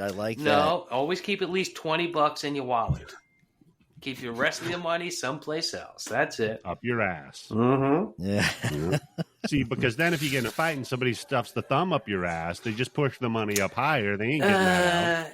Trust me, you don't want a fucking paper cut all the way up there. So. Oh, Jesus. No, you got to put it in a little capsule. You know why money's dirty? Because motherfuckers are sicking up their ass to hide it so they don't get mugged from. Yeah, that's why it's dirty. Because people are taking it up their assholes. You know, they say there's like, how many bills have traces of cocaine on it, right? Yeah, I've always heard that, but I don't know how factual it is. How do you extract the cocaine from it? Just like take like a $20 bill, stick it up your ass, see what happens. I was just going to say, Tim, you know, I've been licking dollar bills for years and I never got high. So I think that's a bullshit. You got to go the other end. Yeah. Yeah, I guess so. It's more sensitive. So it's like the Kids in the Hall sketch? You can call it. Where he talked about how every day for 20 years he stuffed a roll of pennies up his ass. You know, remember that was Kids in the Hall, I think. So he's like, so now everywhere I go, somebody in their pocket has one of my ass pennies. So I just think about that, and it takes them all down a peg. You know? Well, hold on, because if he wrapped them, does that really count? You got to put unwrapped. Jesus Christ! It would have been a lot more convenient than your fucking change maker you got out of the fucking comic book, Tim. I was cool, man. I was cool. All the kids are coming to me for change. Oh, yeah. You just sneeze and drop 2 bits, man. Yeah, so, okay, he gets fucking shot up trying to fight with Tintin. Tintin starts, like, chucking some knives at him and fucks it up. He just kind of bats them all away. And he's like, oh, I shouldn't have played with knives. Just has some one-liner and stabs the shit out of him. Then we cut out of that to the gang doing shooters, and they're just shoving like a 38 special round and then taking a shot and swallowing the bullets. I've never seen this before. Never heard about this before. Is this really a thing? People listen to the show. Is this really a fucking thing? I've never seen any other movie. Deer Hunter would have been a whole different movie if this was the scene where they were just doing shots. Who could swallow the most fucking bullets? Cool Hand Luke, instead of the eggs, bullets. Yeah. But only the Crow did it. Rocky could have just chugged a couple of bullets instead of eggs. That'd have been pretty funny. I feel so good. I don't know, man. Me and my buddies never went to the bar and compared who could swallow the most to see who was the most manly. That's just the way some. It's the 90s, yeah. The feats of strength. You just never know what the test is going to be. It's just the only thing I could think of is when I tricked that guy Mike Runkles into snorting horsey sauce from Arby's. Then you didn't pay off on the bet. I didn't fucking pay him. I'm not going to encourage that behavior. That must fucking idiot. You already encourage it by giving him the hope of doing it, and then you're going to pay him off. That's the encouragement. The Welching was not paying it. Willy Wonka didn't kill any of those kids. Okay, he set up a situation. I just asked him. I said, "Hey, I'll bet you $5 you wouldn't snort a line of horsey sauce." He did it, and he's like, "Oh, pay up." And I told him, "No, I'm not going to encourage this kind of behavior." And Daniel, that's a bet, right? If somebody says, "I bet you X amount of dollars if you do this," and then you do it. If they shook on it, then I would roughhouse for that $5 for at least a little bit. And if he still didn't pay up, I'd get over it. Mike Runkles wasn't going to roughhouse me for no fucking $5, man. Well, yeah, because his eyes are watering and he's in no fucking position to do anything. So, yeah, you could have taken his money off of him. Well, I wouldn't do it at that moment while I'm suffering. I'd wait, I'd catch him off guard. Well, he tried to say... Daniel's going to sucker punch somebody. He tried to pull some shit like that. He tried to be like, "What, you made a bet?" And I said, "Mike, the guy that snorts horseradish sauce for $5 isn't calling the shots in life, fucker. So you're not getting your money." That's true. But like I said, if we didn't shake on it, then I would have been like, "Oh, I'm the dumbass." So it's just the way it goes. Yeah. Take that to court. We shook on it. Fucking kills Tintin's ass, and then we finally meet the big bad. Our boy Top Dollar and Bai Ling's character, which was, what the fuck was it? Micah and Top Dollar, who are brother and sister? Half brother, half sister, right? Yeah, because he says, "This is my father's daughter." Yeah, wait a second. Yeah. So I think they're step siblings. They're not half. Let's hope, right? I don't think they're half. Gives it that little bit. Yeah, I don't think they're half. Little bit it's better? Is that even the way that you would say? Yeah. Well, and that's cool intentions, She's right? my father's child. So that implies they share 50% DNA. Yeah, because he says, "Can't you see the resemblance?" at one point, right? Oh. I don't know. I feel like he would just say that just to weird people out.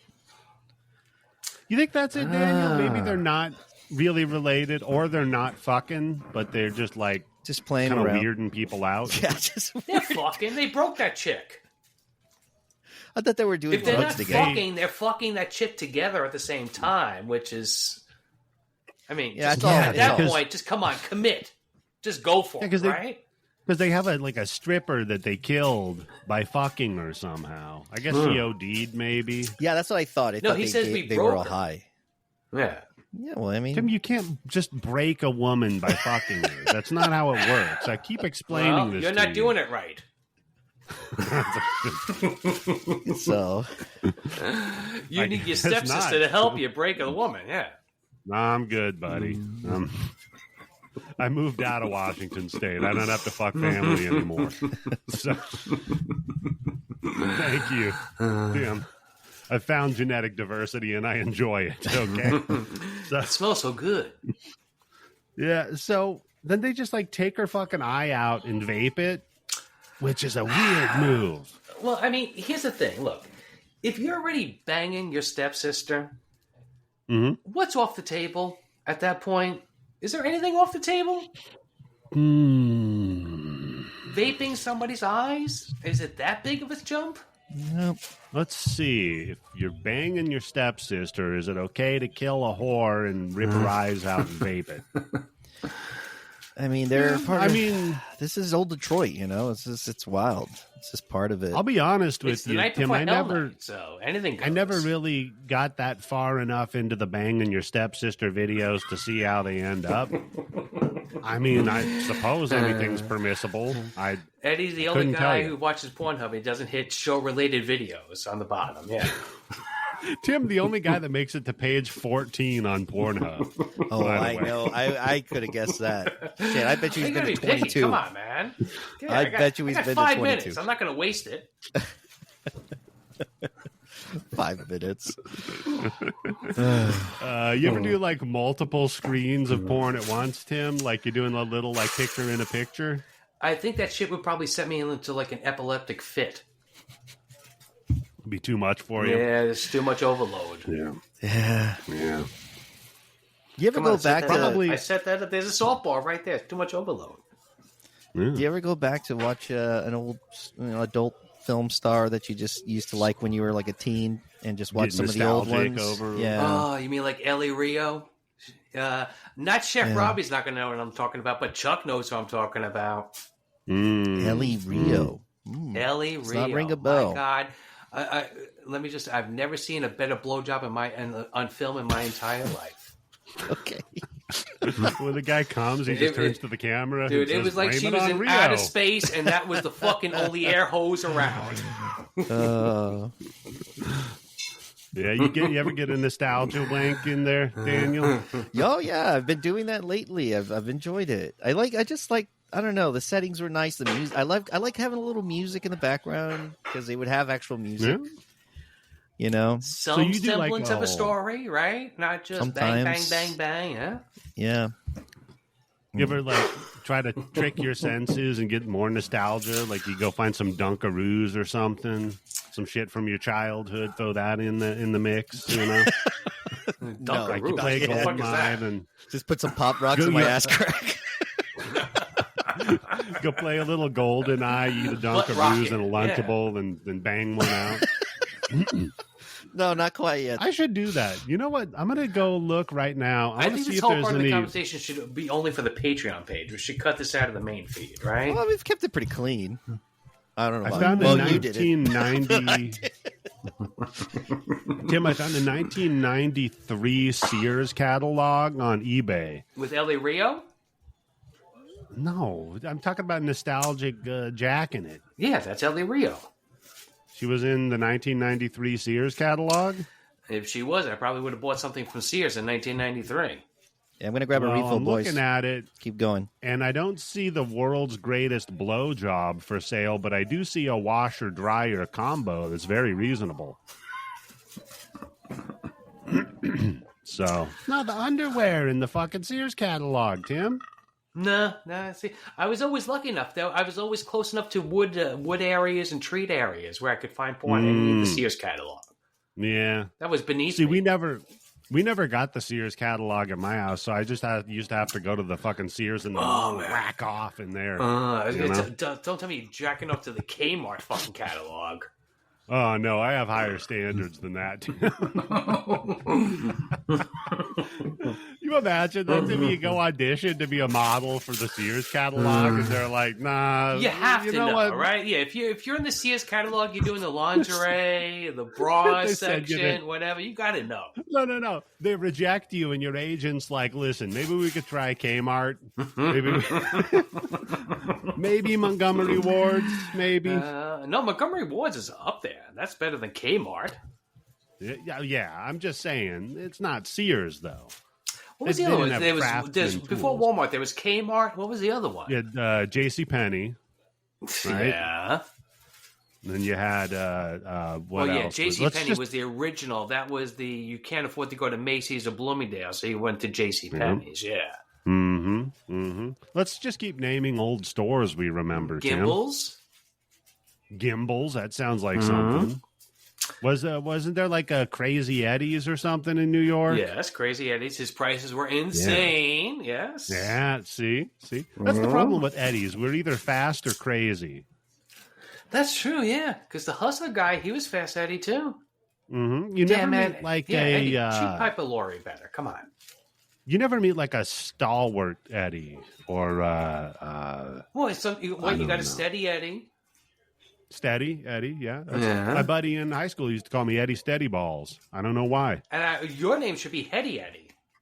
Heady Eddie, that'd be pretty good. Yeah, I think I mentioned either this one or the other show that I do. I mentioned that the guy Edwin, the other guy named Edwin I've met that works at Walmart changed his name to Dwin. So would I. Yeah, you wouldn't go by Eddie. And not by Edwin. I don't want that on my fucking driver's license. Yeah, that's a rough one. Because you're Eddie, but what's it say on your driver's license? It says Edwin. Oh, there you go. It's Ed with win at the end, Tim. So the Crow, the guy, not Bobby Thundercock or whatever whatever we were calling the physical Crow. Not Bai Ling, Brendan Lee, yes. Yeah, not Bernie Littlecock or whatever.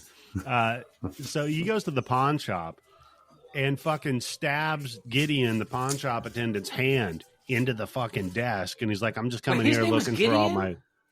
Yeah. Oh, okay, yeah, all right. Gideon, that was the pawn shop guy. They give everybody great names in this. Biblical, yeah, because we got Gabriel the cat, right? Mm-hmm. You got Top Dollar, and Tintin, and Fun Boy. It's very biblical names. Wasn't Jesus the original Fun Boy? Yeah, I think so. He was the original Top Dollar. No, that'd be his dad. Yeah. Yeah, okay. So the father's Top Dollar, the son is Fun Boy, and the Holy Ghost, I guess, is T-Bird or Skank. No, that's Skank could be Mary. That's Mary. Yeah. No, Skank is definitely Joseph. Right? Joseph? Yeah. Poor Joseph. Jesus Christ, man. I mean, literally, Jesus Christ. That old chestnut. Yeah. I don't know why. So I was getting a refill. Where are we at? We're at the religious part of the podcast now, yes. Oh, I forgot what we named the bird crow. Bernie so I Pecker. kept calling him Bernie Pecker. Yeah. I was calling him Bernie Littlecock, but whatever. So, the crow, he stabs Gideon, the pawn shop attendant, in the hand into his desk. And he's like, all right, I'm going to go looking for my engagement ring. So he goes looking. He gets the little box of rings. This fucking cocksucker. His ring is so important. He's throwing other people's rings fucking left, right, and center like a dickhead. Somebody's got to pick that up. And then plus all of those other people who clearly the Tintin raped to death and fucking Fun Boy killed them or whatever. You don't care about their lives. No, just mine. Yeah, Bernie Pecker probably pocketed a few. Yeah. Yeah. You think the Crow don't need money. What are you talking about? The Crow doesn't even need it. He seems pretty self-aware, bro. I don't know. That could be like a demon inside that crow head. Yeah, he had a past life. But instead what he does is he apparently the pawn shop also sells black market gasoline, which is a fucking weird move because he's just got like 3 tanks of gas. I didn't even think about that until right now. Yes, he's got a fucking like gas station thing, like a pyramid of gas fucking cans. This is Tim Yobo. He's got people siphoning gas and selling it to him so he can fucking flip it. And Yobo's steal that shit in fucking Chicago and sell it in New York. Yobo's volcano bags and gas. You know what, Tim? Fill up a really... volcano bag full of gas. I'll give you $3. Tim, you really missed your mark, buddy. You should have been on Trailer Park Boys. Oh, yeah. Because this is some Ricky shit. That every one of I should have been a fucking Amish mafia. I'll tell you that. I'd take that fucking whole state over right now. Yeah, you would have been That's true because they can't use guns. You would have been a good country boy. You think so? He knows how to scheme and get the money. Like, yeah, he would find all these odd jobs and shit. And yeah. But his weird, dietary proclivities, I think, would exclude him from that. Why do you think I need this scam money? I need fucking expensive food. I ain't eating just any shit. That's true. That's true. Yeah. Now I'm curious, Tim, what do you put on a hamburger? Mustard, ketchup, and mayonnaise. You put mayonnaise on the bun so the bun doesn't get soggy, right? You got that fat layer. Yeah. Then you put some mustard and ketchup. Pickle I eat on the side. That's about it. Yeah. Oh God, what about lettuce? So weird. Of course, you put lettuce on. Yeah. Cheese? Do you inside put cheese lettuce, on not your burger? outside lettuce. No. I don't like a cheeseburger. Inside No. I'm not a big cheese on my burger either. I feel like it distracts from the flavor. Mm-hmm. Depending on the cheese. Tim, if you buy you want inside enough, lettuce because I remember seeing something. I don't know where it was, but what do you mean inside lettuce? What does that mean? I remember more people got food poisoning from eating a hamburger that they ordered at a restaurant or delivered because the lettuce had salmonella on it instead of the actual fucking hamburger not being cooked or anything else. Tim, so you mean hydroponic grown instead of grown outdoors? no, I mean just lettuce that I buy myself and I can make sure I wash it and rinse it off really, really good. Oh, so you mean at home, like house lettuce? Yes. My house lettuce. Store-bought lettuce. Store-bought lettuce by you. Okay. Store-bought lettuce that was grown in poop that you took home and you ran under your fucking sit. To be fair, you have good tap water in New York. I'd like to see great tap water, yes. Tim with a scrub that shit daddy. soaks for about 20 minutes. I rinse it 3 or 4 times until I don't see any fucking shit coming out of it. Yeah. Oh, Do you have a salad spinner too that you run the lettuce through? No, I just put it in the strainer for like maybe 10 minutes, and then before I use it, I put it on a paper towel, and I just pat it off dry. You run it through the dishwasher? Oh my God, all right. Fucking Howie Mandel I have over a sous vide machine. I don't need the dishwasher to cook. Yeah. Tim, if you microwave the lettuce, it would irradiate it, and it would kill any of the bacteria, so you could do that. For a guy with such a dirty mouth, you eat clean. Yeah. My wife says I must have been a prince in my last life with how I eat. This is stuff I just, nope, not eating that shit. Sorry, nope. That's one term for what you must have been to eat like that. The prince from Braveheart, the gay one. You're not going to eat this hamburger? I'll throw you out the fucking window. I was going to say, Tim, if you buy good enough quality meat, you don't need to put all that shit on your hamburger. You just it's a have hamburger. bread. No, come on. Nobody eats a fucking hamburger plain. Yeah, that's crazy. Somebody eats a hot dog plain, you fucking psycho. I do, so it's okay. No, I love that. It's not fucking okay. That is so funny. Okay, Jesus I will bet Christ. you that there are more people who eat a plain hot dog than there are who eat a plain hamburger with no ketchup, no mustard. You're probably just a right. Hamburger and a bun. There you go. Okay, and I will bet you there are more people that put anything on a hot dog than just eat it plain like a fucking psychopath. Unless they're in prison. Yes. I'll take that back. Yeah. People who are in prison, who are recovering from some sort of like ulcer surgery, maybe. I don't know. Yeah. That's all right, we're going to put the poll up on the Patreon. Maybe somebody who grew up during the Depression that's like, I can't, that's too much to buy the ketchup.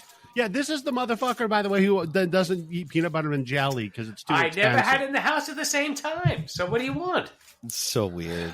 You're an alien. You've been so traumatized with food. You need therapy. I was, yeah. You need some like food therapy or something.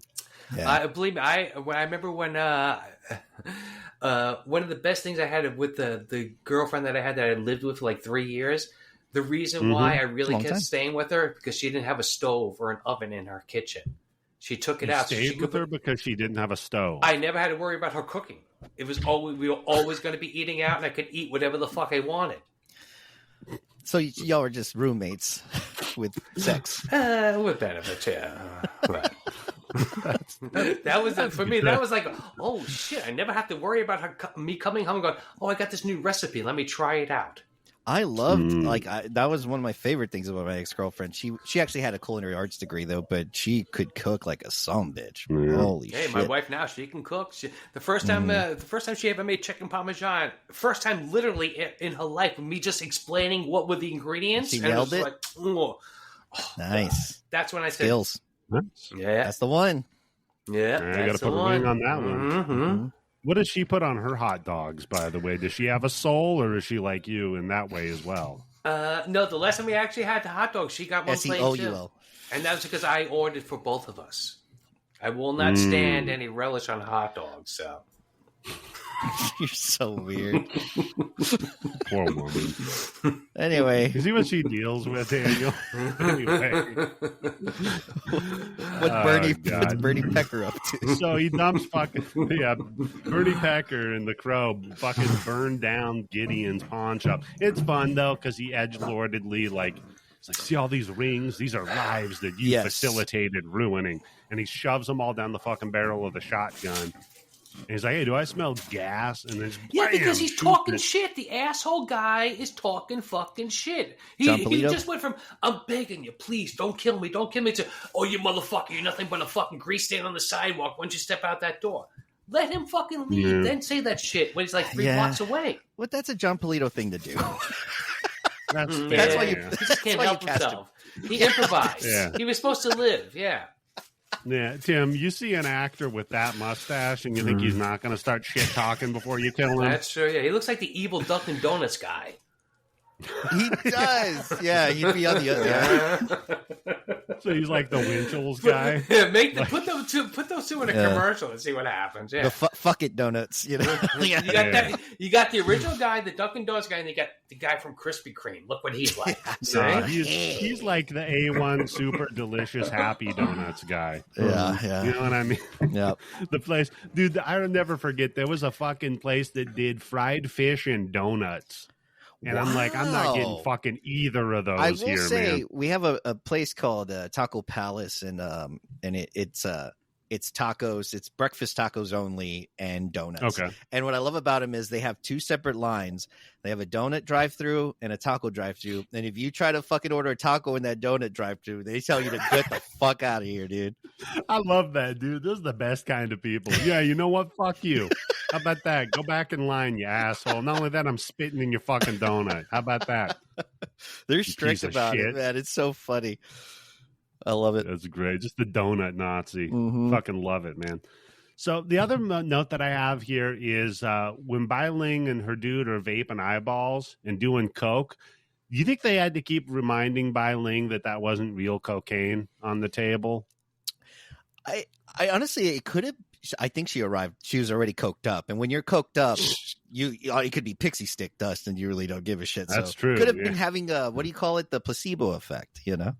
Right. Or maybe she just brought her own stash that wasn't even supposed to be on the table. Hold on, there's no fucking placebo effect for cocaine. No, but if you're already on coke. No. Yeah, he's just saying if you're already coked out of your brains and there's a pile of stuff that looks like coke, you're probably going to give it a shot. Well, yeah, you definitely try it, but it's not going to fucking keep your high going, right? No, but she probably would sneak some in between takes. Yeah. I didn't look at her nails, but I guarantee you she had a coke nail.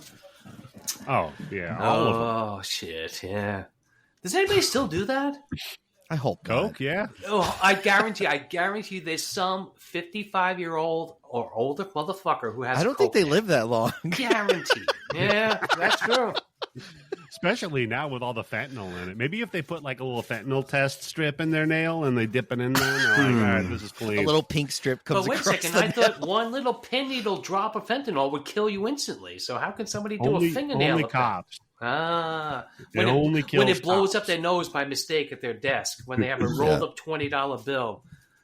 That was my excuse for sure. So, all right, dude. Then the Crow saves Sarah because she's fucking just skateboarding in traffic like an asshole in the middle of the rain. Reaches over, grabs her. And on those streets, you can't ride a skateboard on those fucking streets. They're all busted up fucking streets, right? Skateboarding in the rain is fucking crazy. That's hardcore. You know what? That's fucking punk rock, too.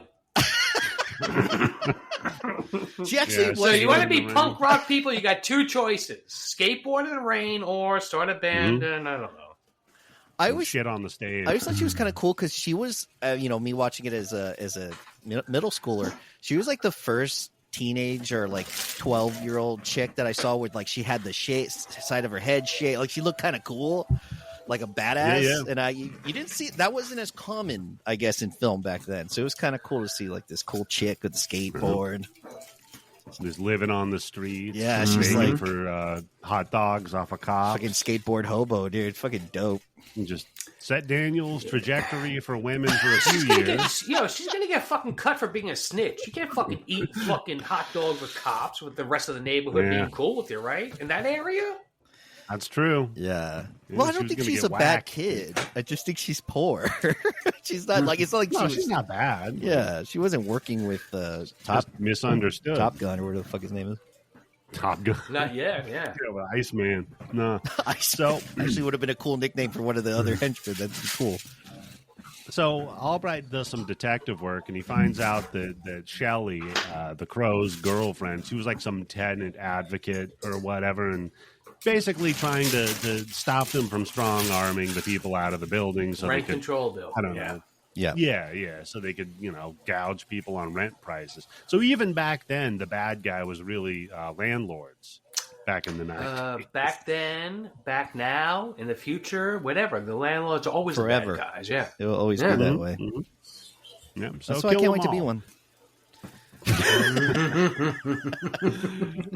you're going to pick one side of the fence to be on, Daniel, that's the better one, for damn sure.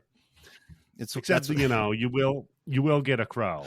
Well, yes, I will be changing my name to Bernie Pecker Realty. Yeah, Bernie Pecker Realty. Bernie Pecker Realty.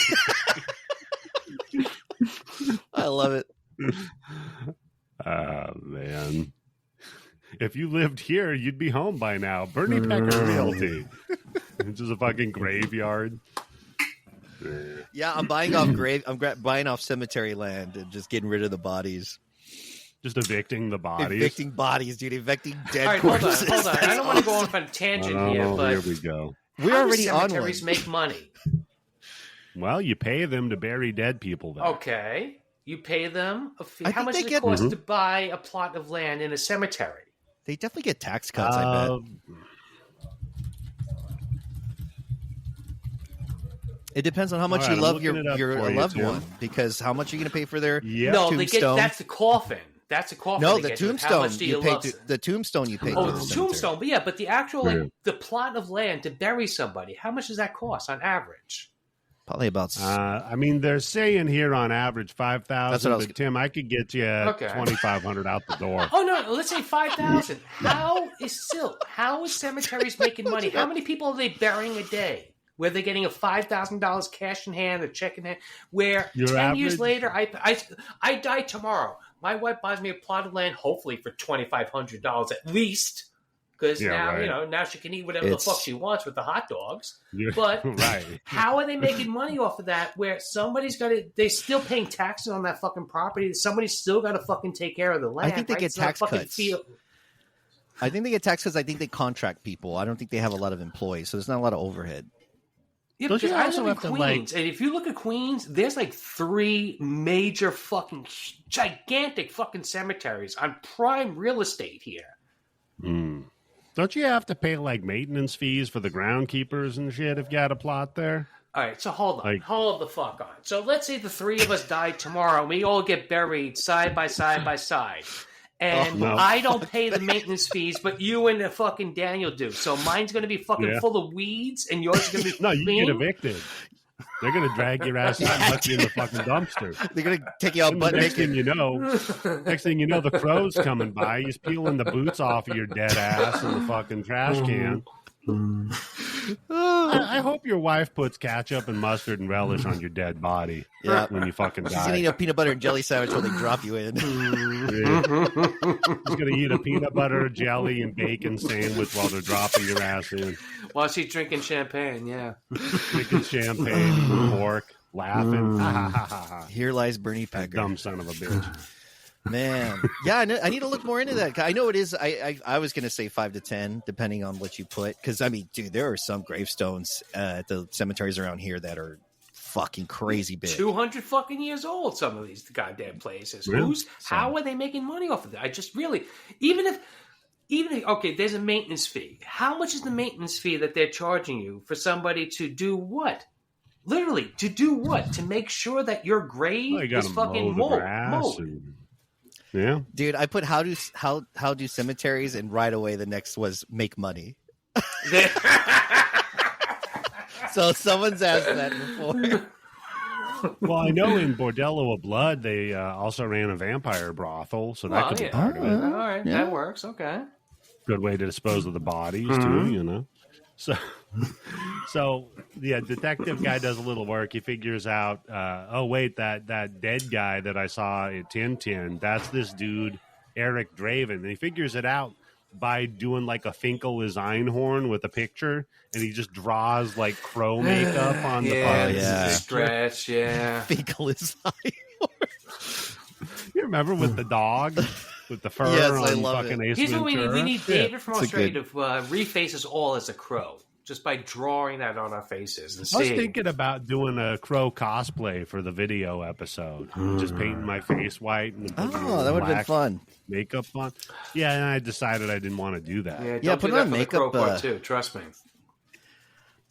I think I might do it for another movie. Closest I got to that was... It has nothing to do with the crow. I performed as a baseball fury with the baseball fury makeup for a show one time, and it's not. It feels like it really. If you get good makeup, like the clown makeup, that doesn't sweat off. It feels like an extra layer of skin on your face. Like it is hot as fuck. It sucks. Well, Daniel, luckily for me, I just have to not go outside for like 4 days. No, I then know I what. Just got to worry about the black. I know what Daniel's talking about because when I was a kid, at least 3 different times, they put the Kiss makeup kit. Oh yeah. Yeah, that shit does get hot on your face. It does. Mm-hmm. Who'd you go as? Peter Criss? No, the one that I did Paul Stanley because it was easier for me to draw the star than to do anything else that was good, halfway decent. Okay. You didn't go as the cat? That would have been pretty easy. Peter Criss was not my favorite at the time, so Gene Simmons was my favorite, but there was no way I was going to be able to pull that make off by doing it in a mirror. I don't think Peter Criss was Peter Criss's favorite. He would look in the mirror. Not my even favorite. Beth, He was like, fuck this. Not even to Beth. What a shitty fucking song, man. God, that band sucks. It's a great song, and it's even better that that's their only #1 fucking hit. How much those assholes are so pissed off. It's a great song, for real. The melody's fine. I just don't like it. Yeah, whatever. You eat plain hot dogs. I like plain heavy metal music. That's why I like Kiss. There you go. Yeah, that's about as generic white bread as it gets.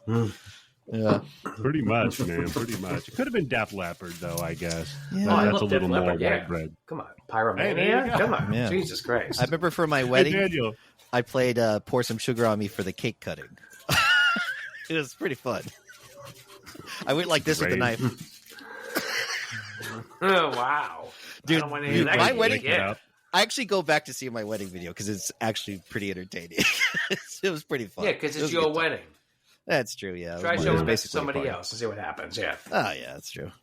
I don't have a wedding. Our wedding video would have just been like surveillance at a courthouse. Yeah, that's right. I got married at a courthouse, too, yeah. It's a fucking sketch. It's like sketch artist. No, here's what's funny, because my sister was supposed to be our witness, but she couldn't get in because she didn't have ID. And she didn't realize that they weren't going to let her into a government building after 9/11 without ID. Yeah, I got to have ID. Yeah. Hey, if she was blind, could she still be the witness? Well, I mean, she'd hear us talking, right? Yeah, I think it'd still be a witness blind as long as you can hear. You can't Helen Keller it. You could be AI, though. I could AI your voice, Tim. Oh, God, if you want please to go don't. through all that trouble, yeah. I do not need an AI version please, of Tim. Nobody George Carlin me. Don't do that. Please, for real. God, that pissed me off so fucking bad, dude. Seeing that they made a whole AI set performed by George Carlin. Will fucking Sasso, the stupid cocksucker from Mad TV and the Three I like Stooges. Will Sasso. He's funny. He actually does a bit. He was okay in my book until he did this shit. He does. Well, I don't think he seriously was trying to. I don't think he's trying to make any money from it. I just think he has this podcast called Dudesy, and aside from all that bullshit, whatever, he does this character where it's the Crow but Robert De Niro. So there's an episode where he puts the crow makeup on. He goes, "I'm a crow." And it's fucking Robert De Niro Crow. Robert De Niro Crow. He was in an episode of Law & Order SVU where his teenage daughter comes to New York and she goes to a party and she gets kidnapped. And it's by some guy in a clown mask. But it turns out that it wasn't the guy in the clown mask who kidnapped her. She set that up because she wanted to fuck her school teacher, who was a music teacher who brought her to New York. And it turned out that Will Sasso was the father of the missing girl. And he finds out at the very end that his wife fucked the music instructor 18 years ago. And she looks at the music instructor and goes, "That's right, do the math. You've been sleeping with your daughter." And he said, "I can't do math. I'm a music instructor. I'm a music teacher. Yeah. I can only go 1, 2, 3. The algebra teacher. Yep. Yeah, we can't count past 16. So, but yeah, it was just weird seeing Will Sasso in a straight dramatic role. The entire thing. I kept saying, it's got to be him. It's got to be him. He's going to do a fucking curly on her. Thinking about it, De Niro. I mean, Taxi Driver and The Crow aren't too far apart. They're both pretty dark. Both dark revenge. Well, that's why we got the Joker, right? We got Taxi Driver with somebody wearing makeup on his face. Fair, yeah, that's true. Or King of Comedy, I would say. Yes, maybe a little closer. To that. Recently. Jesus Christ, man! Yeah, yeah. You saw that one recently, Dan? Covered it recently on the podcast. Yeah, I was covered it. Hell yeah! Yeah, it was good. Has it been released yet? There's a podcast. Yeah, it's out there. Oh, no, I covered it with Spencer. Nice, nice. So now we get to meet Darla. Darla is the girl Sarah's mother, and if you can't get Courtney Love, oh yeah, you can't. No, if you want more of a sad sack, Courtney Love, right? And Courtney was still a little too young, still, even though she looked horrible around this time. Yeah. The mom does look like she could be Courtney Love's aunt, like slightly dirtier aunt. Well, how far away is this from the People versus Larry Flint? People versus Larry Flint was like 90. Oh, it was pretty close, actually. Yeah. Now that I think about it, that's a good question. Yeah, Courtney Love was great in this. She was played by Anna Thompson, who was in True Romance, Unforgiven. Oh, that's right. She's the one that he's talking to at the bar about Elvis. Yes. He talked himself out of pussy. She was ready to fuck him for free. And how different would his life have been if he fucked that chick in the bar instead of fucking Alabama? Yeah, true. Would have been a totally different movie, Dan. Probably wouldn't have worked out quite the same way. So she's doing smack and fucking Fun Boy. Yeah. Apparently. One of the grossest of the bunch, by the way. I'd rather get with Tintin. Yeah, Oh, wait, hold on. Fun Boy or Skank? Skank's probably the grossest. Skank's the grossest, but Fun Boy At least Fun Boy, you know he has an apartment. He has his own fucking place, right? True. Yeah, he saves money. Skank lives with his mom still, guaranteed. Oh yeah, he's in a Skank basement. Lives with T-Bird. Oh yeah. No, because then he'd be fucking creeping on T-Bird's style there. You can't do that shit. He was really into T-Bird. Like it seemed a little. They oh my god! Yeah, there's something going on there where he fucking locked into him. Yeah. Yeah. When you got to get shit faced like the way he got because your friend died, that is pretty harsh. Yeah. He really loved him some T-Bird. Pretty rough. I think that was just a regular night for him. Yeah. Maybe. So, Darla shoots up, and Fun Boy, by the way, looks like if everything went wrong for Flea in his life. No, because he's got hair. Like if he never, well, okay, he kept the hair, but he never picked up a bass. He looks like a less heroin addicted Iggy Pop with long hair. A little bit. Okay, I could see that. He also looks like the guy from Seven with long hair. From Seven with long hair? Yeah, because he was in Seven. Yeah. That was a joke. Sorry. Oh, sorry. I didn't recognize him. Who is he playing Seven? I like how both your eyes went all the way up in your head. I'm trying to remember who the guy from Seven with long hair was. No, he just had the long iron cock. Yeah. Oh, yeah. You got me thinking about 12 Monkeys instead with Brad Pitt had long hair in that one. Yeah, that's a good also one. Good movie, yeah. Yeah, I like 12 Monkeys. It was a fun he has one. A mustache in that movie, Daniel. He does. Noted. So does Bruce Willis. He's got a fake mustache. Nah, we don't do that. We don't honor that. Nope. Okay, that makes sense. It's kind of like stealing valor. Yeah, you gotta have some integrity. Yeah, it's cheating. Yeah, that's true. So, the crow pops in to watch those two fuck. And Fun Boy's like, what the fuck are you doing here? And shoots him in his hand. And this is one of the famous, you see the hand's got the big hole in it and it just seals up. And Fun Boy is so high, he's just like, that's a hell of a trick. Yeah. Dude, they are both... I've never done heroin, but does heroin do this to you? Where you're like thinking that you're tripping? Because she's like, there's a big fucking bird over by the window and she's laughing. And yeah. They took some creative... heroin just makes you chill. It just makes you really relaxed. Do you want to fuck on heroin? Probably not. They technically, that's the same thing, but technically they did morphine. Because remember, he squeezes her arm and pushes the morphine out. And he's all like, morphine's bad for you. Or whatever. So anyhow, he fucking just shoots the shit out of our buddy the crow here. And doesn't work, obviously. So he shoots himself in the leg, fucks up and passes out, shot himself in the leg. So then the crow takes Darla and squeezes the drugs out of her and is like, gives this whole soliloquy about, oh, you're the mother of that kid, so you're like God to her. You need to go out and fucking find your kid, you know? Mm-hmm. And if only it were that easy, you know? Stop doing heroin and fucking guys and make some eggs. Yeah, learn how to flip an egg, bitch. Yeah. Get in the kitchen where you belong. Not fucking Fun Boy. That's Tim Yobo's fucking point here. It's like Dr. Phil advice. So he kills Fun Boy by just like injecting him with 1 million needles. And do junkies just always have a bunch of needles loaded up laying around? Like, well, do they have to be loaded up? If you shoot somebody with air with a needle, right? They die. Especially if you're putting that shit right in their heart. I don't think that's the same like poetic kind of irony though. If it's just air. Yeah. You know, because you kill Tintin with his own knives. Live by the needle, die by the needle, right? Own drugs. Yeah. I guess if the guy like sold like rigid air machines or blimps or something, and what if he didn't have enough drugs to OD on because they just got finished doing drugs? So what if he's only got a little bit left? Does the crow go out, score some fucking smack, and then do it? Yep.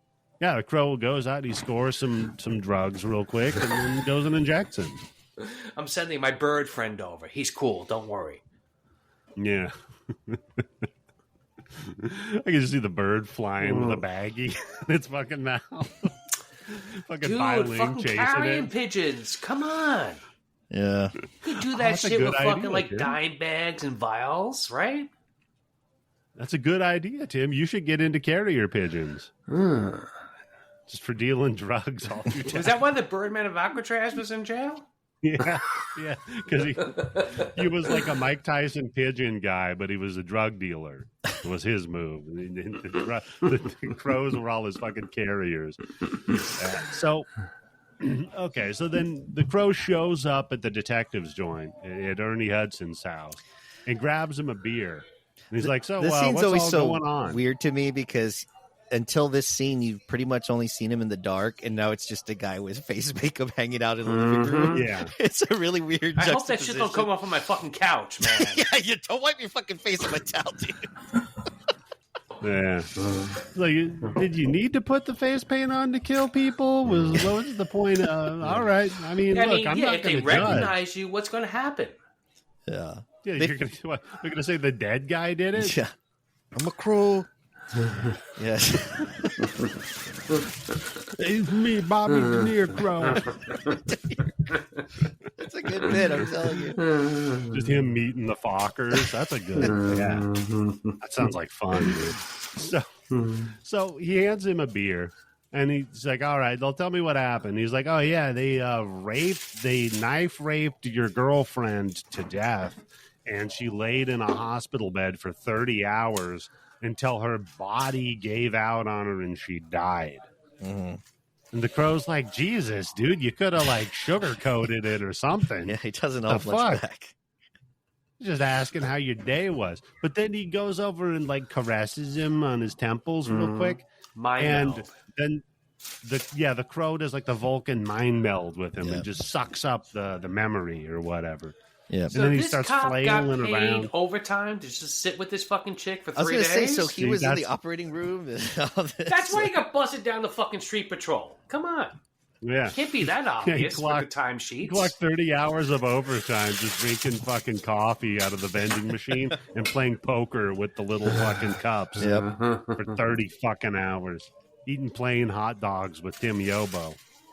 Telling you. So, no. If you eat a fucking hospital hot dog, no, you got to put some shit on that, like antiseptic or something. Yeah. Hospital hot dog.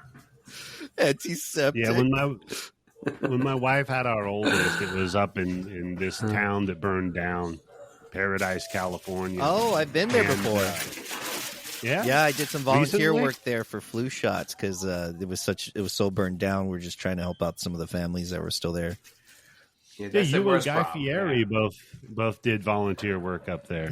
Yeah, it's So, yeah, disturbing to see. They should have shot a movie there because it really does look. It looked fucked up, man. Fucked up. Yeah. So yeah, that's where my oldest was born, was up there, Oh. and I remember I was just fucking stuck up there watching the goddamn woman and the kid for a couple of days. I had to go eat at the shitty little fucking cafeteria they had there. So I'm like, what can I get here that's safe? They didn't have a grilled cheese, so I'm already fucked. They don't have bread and cheese? They didn't have it on the menu. I don't know. I guess like grilled things are too complicated. Do a 5 easy instead- pieces thing to get the grilled cheese sandwich. No, they didn't do it. So they had a chicken salad sandwich instead, and I got that too. You're eating shit with mayonnaise. It's a little risky. Yeah, it's Yeah. The only risk to it was there was no flavor. It was like a Yobo hot dog. There was fucking nothing going on, man. You get a New York hot dog that's been sitting in that fucking water for 3 or 4 hours. You don't need anything else. I feel sorry for you. If you're eating that bland kind of fucking hot dog that you got to cover it up with all the other shit. Tim, buddy, you don't got to feel sorry for me. I've had a dirty water dog before. All right. New York Sabret hot dog. Real Sabret. Yeah. The red, the pink or the red, not the brown fucking hot dog that's already split. They put the vinegar and the cumin in the water so that it's got a little flavor in there. The guy and you smash a hot dog into it. Yeah. And the guy pisses in there because he doesn't have can't take a break. No, it's good enough that he just pisses on his fingers and then he handles the bun. Yeah. So after the guy gets done making change for the guy at the jack-off booth, then he hands you your hot dog, your plain hot dog, Tim. From his change dispenser. From his change dispenser with the ass pennies next to it. Tim. Yeah, sounds good. So... All right. Then he tells Albright, all right, quit smoking. It'll kill you. Takes a drag off the cigarette. It's very edgy and very funny. Then we go back to Top Dollar's joint. And this is when we learned that Bai Ling is his sister. Yeah. And Pawn Guy's in there telling him, like, look, man, this fucking the dead guy, I don't know what to tell you. He came back. He's fucking killing your crew. He told me to tell you he's coming for you assholes, too. So, I don't know. I guess watch out, right? Yeah. While he's drinking just Crown Royal straight, too, by the way. Yeah. Which, I mean, is that Crown Royal? No. I was going to say, that ain't exactly a sipping whiskey. Yeah, no, it's not.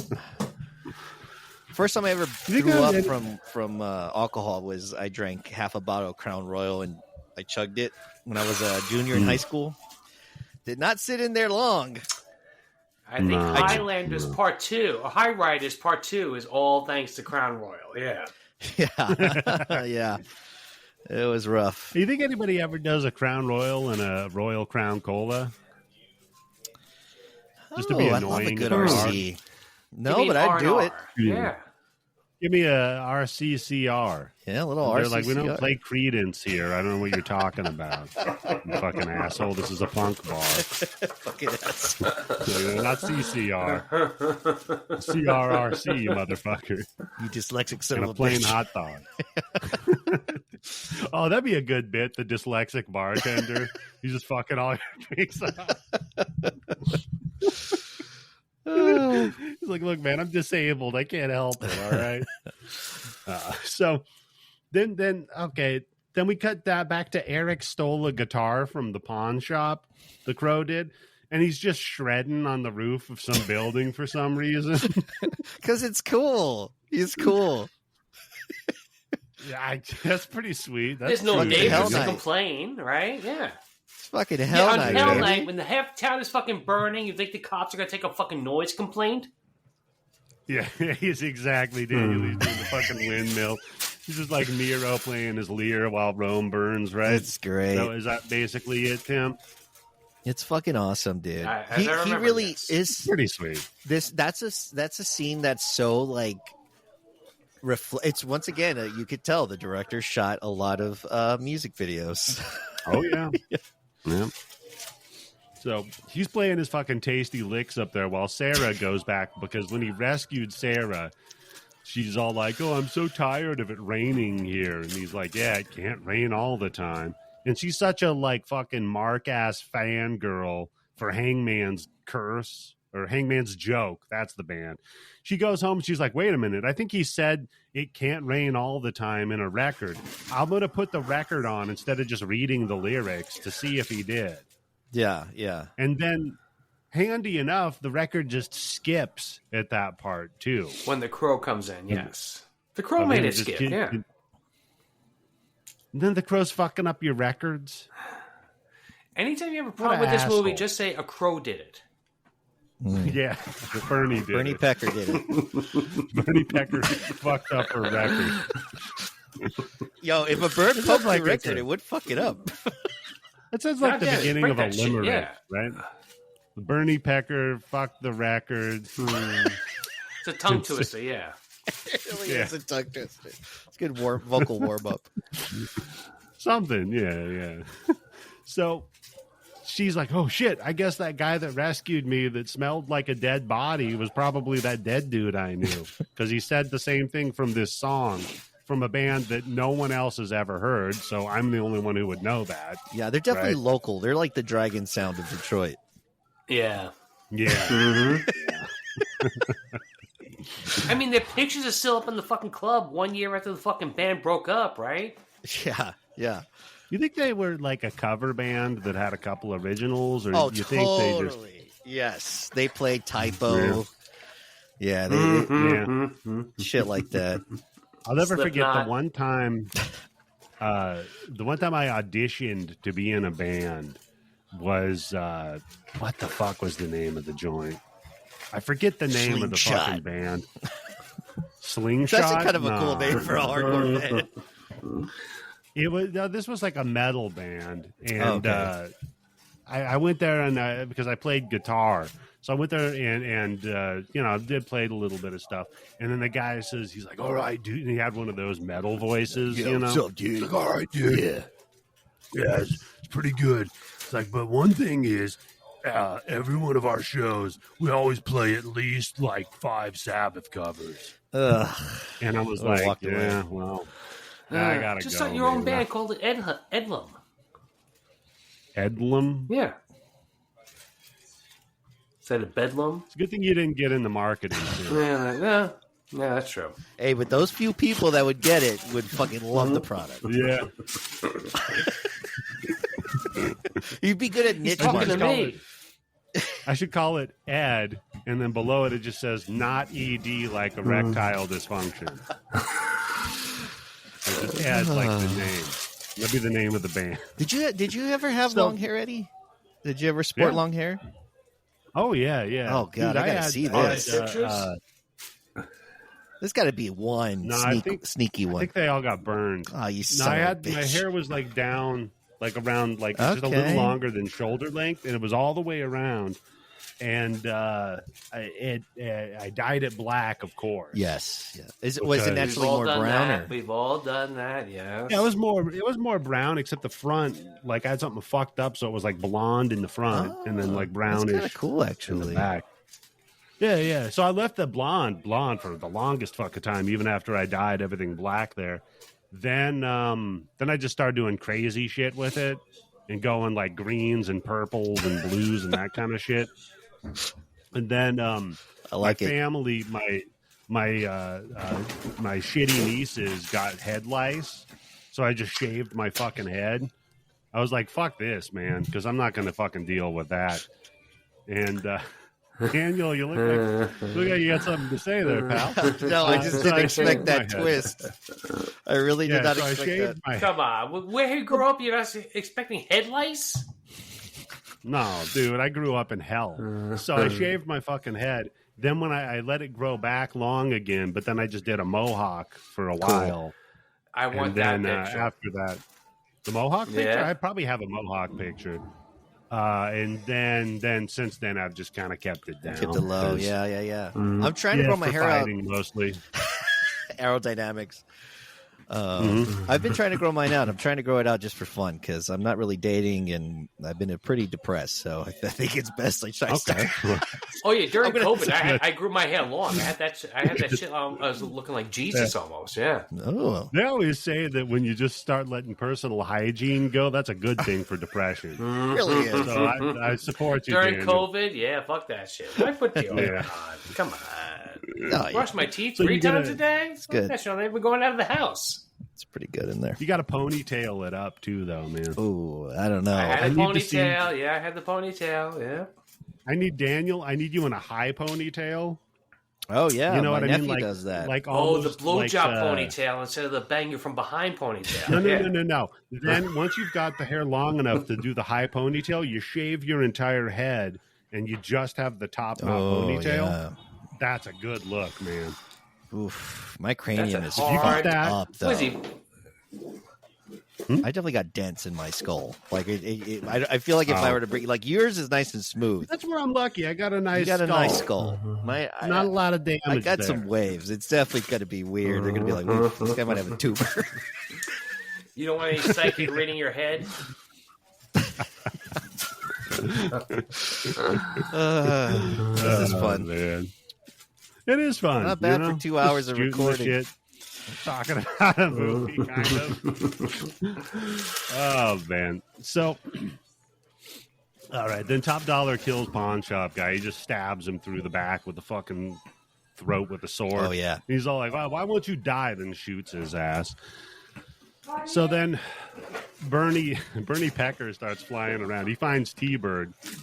And then the Crow goes down there, abducts T-Bird while his buddy's buying some road sodas, and just puts a gun to his head and is like, all right, drive 1,000 miles per hour down the busy streets of Detroit. No, since Basin City.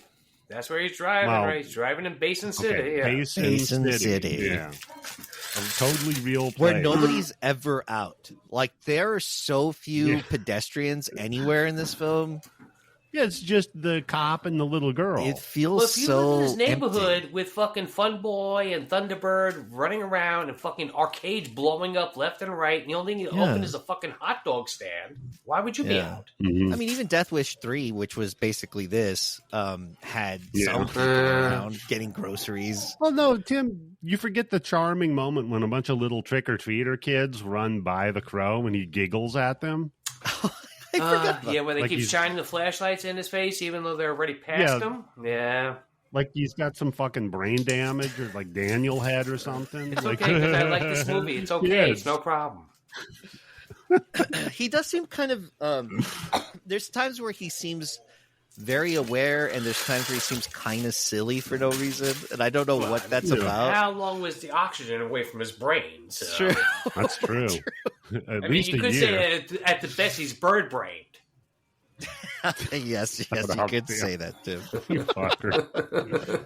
Yeah, because he goes from like brooding to whimsical. It's like there's little moments. Yeah, he goes from brooding to more fun. Daniel, I got it. Remember what his face paint was inspired by? A geisha was mask. The two faces of theater. The he picked the happy one. Yeah. He picked the happy one. And when the guy asks, and when the cop asks if he's a clown, he said, "Yeah, sometimes." Yeah, he's a little split. So yeah, I like it. He's got a little whimsy to him.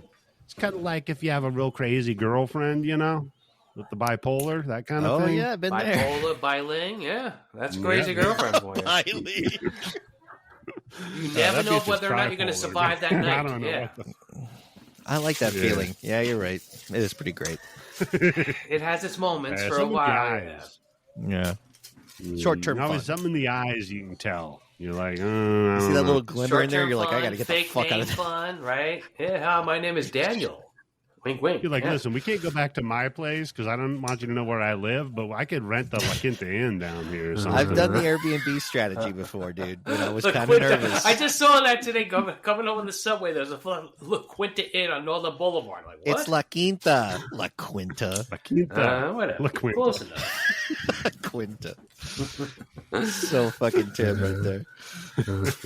Yeah, give with the plain hot dogs down by the La Quinta. Give me a hot. Let me give one a La Quinta hot dog. Yeah, room service at La Quinta. Can I get a hot dog? Please. Just a wet bun. Hey, if it was a whorehouse, could you get room service? Wow. Or womb service. I haven't been on this podcast in a while, and I forgot about this. This part of it. About what? The puns. Our 12-year-old sense of humor because we just discovered how to curse. Oh, yeah. Yeah. So here's what the guy said about it. He said... Full circle, yeah.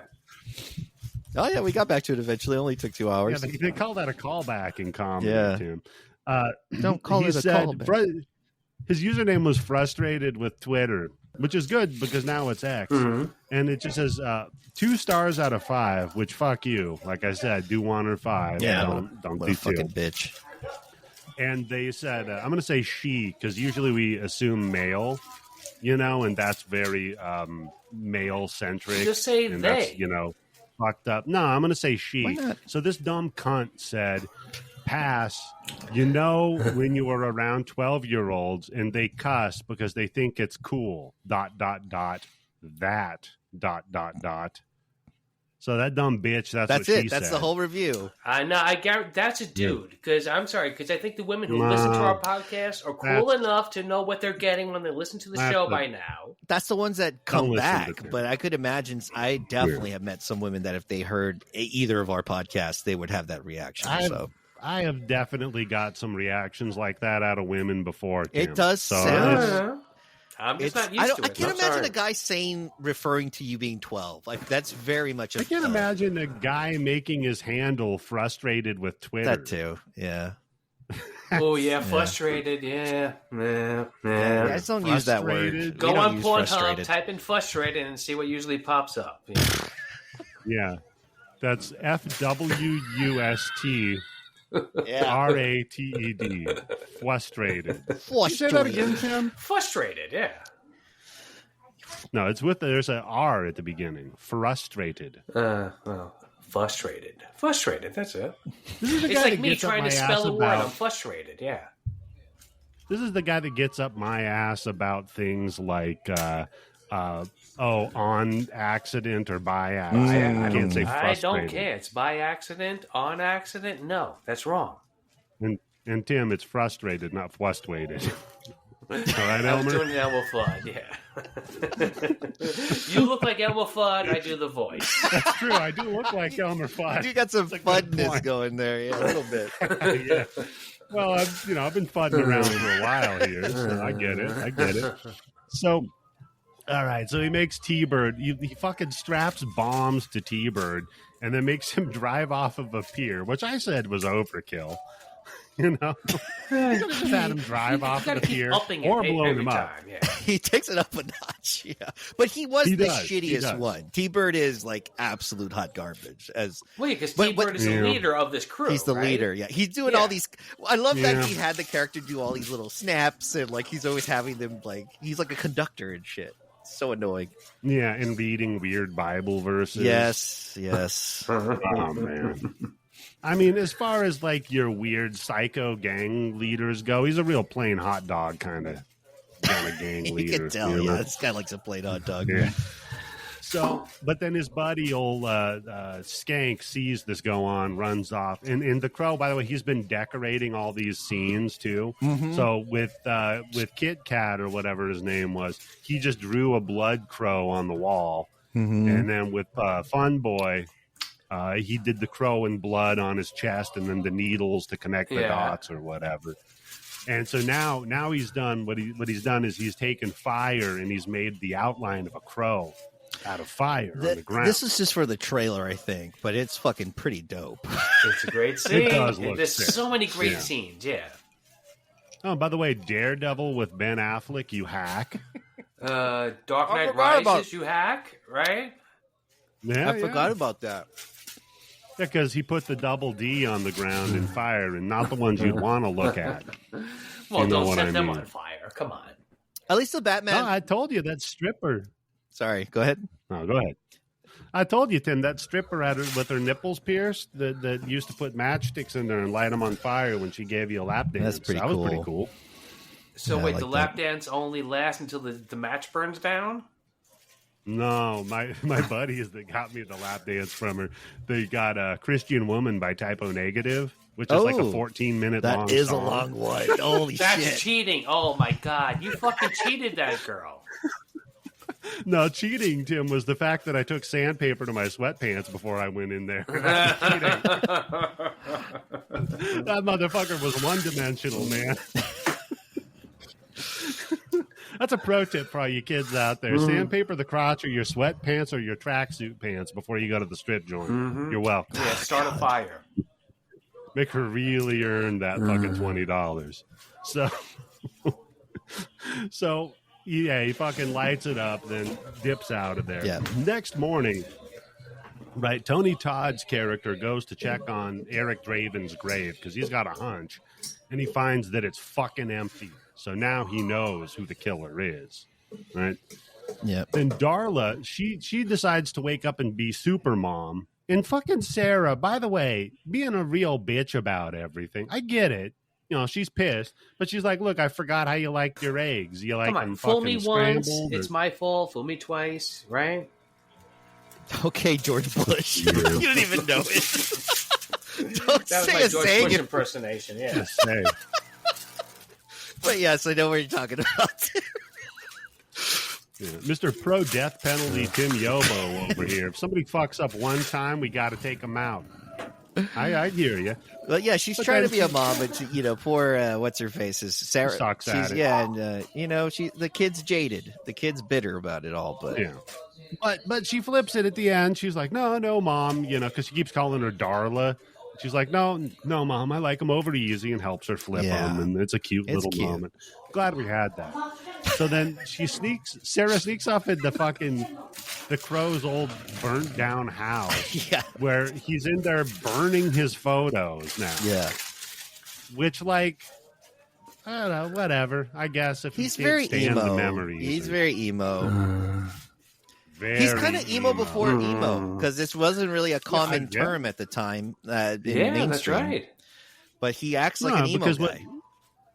What happened is that a lot of the goth people either grew up and grew out of it, or they became even bigger pussies, and then that's where emo came from. I'm not going to argue with it.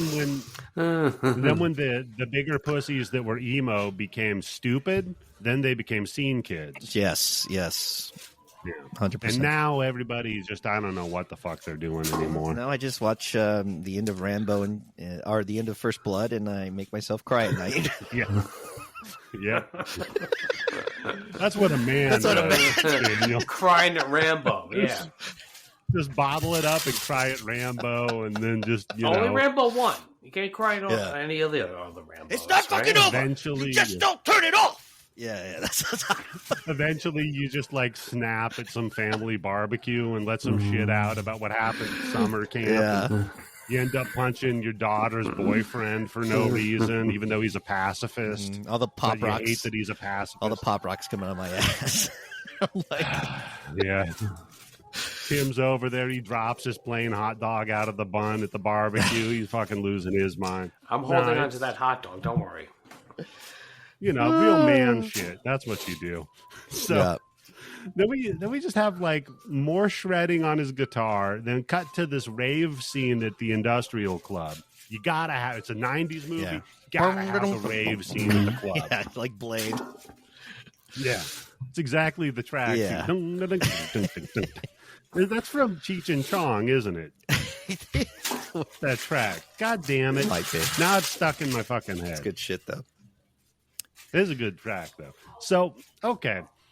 Top Dollar has a meeting with all of his people about all right, it's Devil's Night, and usually what we do is we just burn a bunch of buildings down for no good reason. I always love how diverse the board is, of gangsters. It's so diverse. You got an Asian guy, you got a Mexican dude, a Cuban. It is. Jay-Z is there even. Jay-Z is there. Yep. I think I saw Kanye there. He was the one that was trying to light all the Jewish gangsters on fire. So, no, he said he's okay with Jewish people now, so it's fine. Yeah, in Hebrew, he said. No, you know what it is? It's exactly what they were making fun of in that fucking movie Mystery Men, where they have all of the gangs together at the beginning, and it's just stereotypes. Yes. It's all like the Italians, and they're all stirring big pots of sauce, and fucking. I'm not going to do any other stereotypes. Yeah, let's just keep it. Italians the last ones we can kind of do without any repercussion. So I'll leave it. Us Irish, we're okay. Irish too. Yeah, I was going to say, but y'all bitch about they it more. They just got a guy drinking and beating his pregnant wife. Yeah. I just was watching TV the other day, and the new show, somebody said, "Oh, he has Irish twins." Oh yeah. Mm-hmm. Daniel, you know that one, Irish twins? Irish twins. I've heard it, but it's been a while. Yeah. You know what that means? No. What's it mean? That's when one of them's real ugly and only puts nothing on his hot dog, and the other one. No. Irish twins are when you literally knock the woman up the day after she fucking gave birth to the last kid. Oh, so your brother or sister is 9 months and 1 day older than you or younger than you. It's crazy how much Irish and Mexicanos have in common. We're very similar because that is a very Mexicano thing. Mexicans. Well, we got have the Catholic shit going on, yeah. Yeah, it's the Catholic thing. Yeah, I mean, I grew up, my priest at St. James was Irish. He had an accent and everything, yeah. Mm-hmm. And he spoke Spanish. Did he at least put shit? Did he at least put shit on his hot dog, or did he eat like a fucking savage? I don't want to talk about what he liked in his how he liked. That's a good point. Yeah, he liked an altar boy on his hot dog. Yeah, he liked a little maple syrup. This is the thing. This is why Daniel cries when he watches the end of First Blood. Talk about PTSD. Yeah, this fucking Top Dollar guys listen, we're not just gonna go burn a bunch of buildings down for no reason. We got a little bit more sense than that. Well, what we're going to do is burn a bunch of buildings down for no reason. But that's what it seems like the whole thing is that they're not even taking advantage of, because at one point he says it's become the idea has become the institution. They're selling Hell Night greeting cards. Other people are getting off by burning their businesses down for insurance purposes. Yeah. So it's just they're just doing this shit for nothing. The thing is, they're trying to give him the Joker in Dark Knight, how he's here's all the money I got, burns it all up. I don't give a fuck about the money. Now I'm actually dangerous. But he doesn't do the other step. Instead, he just fucks his sister, which I know. I got guys I went to high school. As guys I went to high school with fuck their sister. That's not a big deal. It's not gonna. You want to scare me? You got to do more than that. What if the sister takes your eyes out after? I mean, if she's biling, then I get it, especially in 94. So then fucking the Crow shows up and he's like, look, I just want Skank. All right. I don't want fucking all the rest of them. Oh, because I forgot to mention, Biling said we can take his power. His connection to the mortal world is the Crow. By the way, where the fuck did she learn this? Because she's mystical. She's Asian. Yeah. Right. It's like being a black guy in a Stephen King book. It's just magic. Yeah, kind of. Yeah, that's true. Yeah. Okay. That makes sense then. So they're all like, all we got to do is kill the Crow, and then we kill the man. We got to kill Bernie Peckerhead, and then we kill the man, right? So take care of the pecker, and the rest will take care of itself. Yeah. The Crow pops in, and he just starts wasting fools at their little board meeting. He's stabbing people. He shot a guy. He kicked the guy in his asshole. I mean, he's fucking everybody. And I don't know, but pretty good. Maybe I'm wrong, but I think this might be the first time that we see a mix of karate and gun action at the same time. Yeah. Yeah, there's not a lot of karate going on in this movie until here, right? It's and that maybe that's the payoff. Maybe that's the idea, Or maybe it would just be really hard to explain how this fucking emo douchebag in a band do kung fu.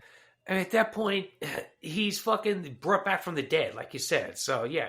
Now I know Kung Fu. That's when he came out of the fucking grave. That's what he should say. Now I know Kung Fu. Yeah. I bet, you know what? I bet that's what inspired the Wachowskis. Is they're like, wait a minute, he didn't know Kung Fu. Now he knows Kung Fu. And then the other one said, no. If there was just a scene where he said, I know Kung Fu, then this whole movie would make sense. So he kills everybody but Skank, right? And then I fucking love it because he puts a gun up to Skank's head. Skank pulls the most Tim Yobo fucking move I've ever heard. He sticks a finger up the crow's ass. Yeah. Yeah, he fingers the crow. No, he pulls the most Yobo move ever. He's like, I'm not Skank. Skank's over there. Skank's dead. It's worth a shot, right? Talk about being a 12-year-old. You gotta, yeah. That is what a 12-year-old would do. But I mean, it's worth a shot. It wasn't me. Right? It was the one-armed man. It was fucking my invisible friend, One-eyed Billy. Skunk is over there, yeah. Billy. Oh, God. Yeah. So the crow doesn't fall for any of that shit, right? He's a little bit too clever. I will give the Skank. I'm sorry, I don't know his name, but the actor that plays Skank, really good job of playing like that unhinged drunk idiot. Like super. I've never seen him in anything else, but he does a great job playing that kind of character. He's so unhinged, and it's very believable. Like I've seen people in downtown LA act like that. Like holy shit.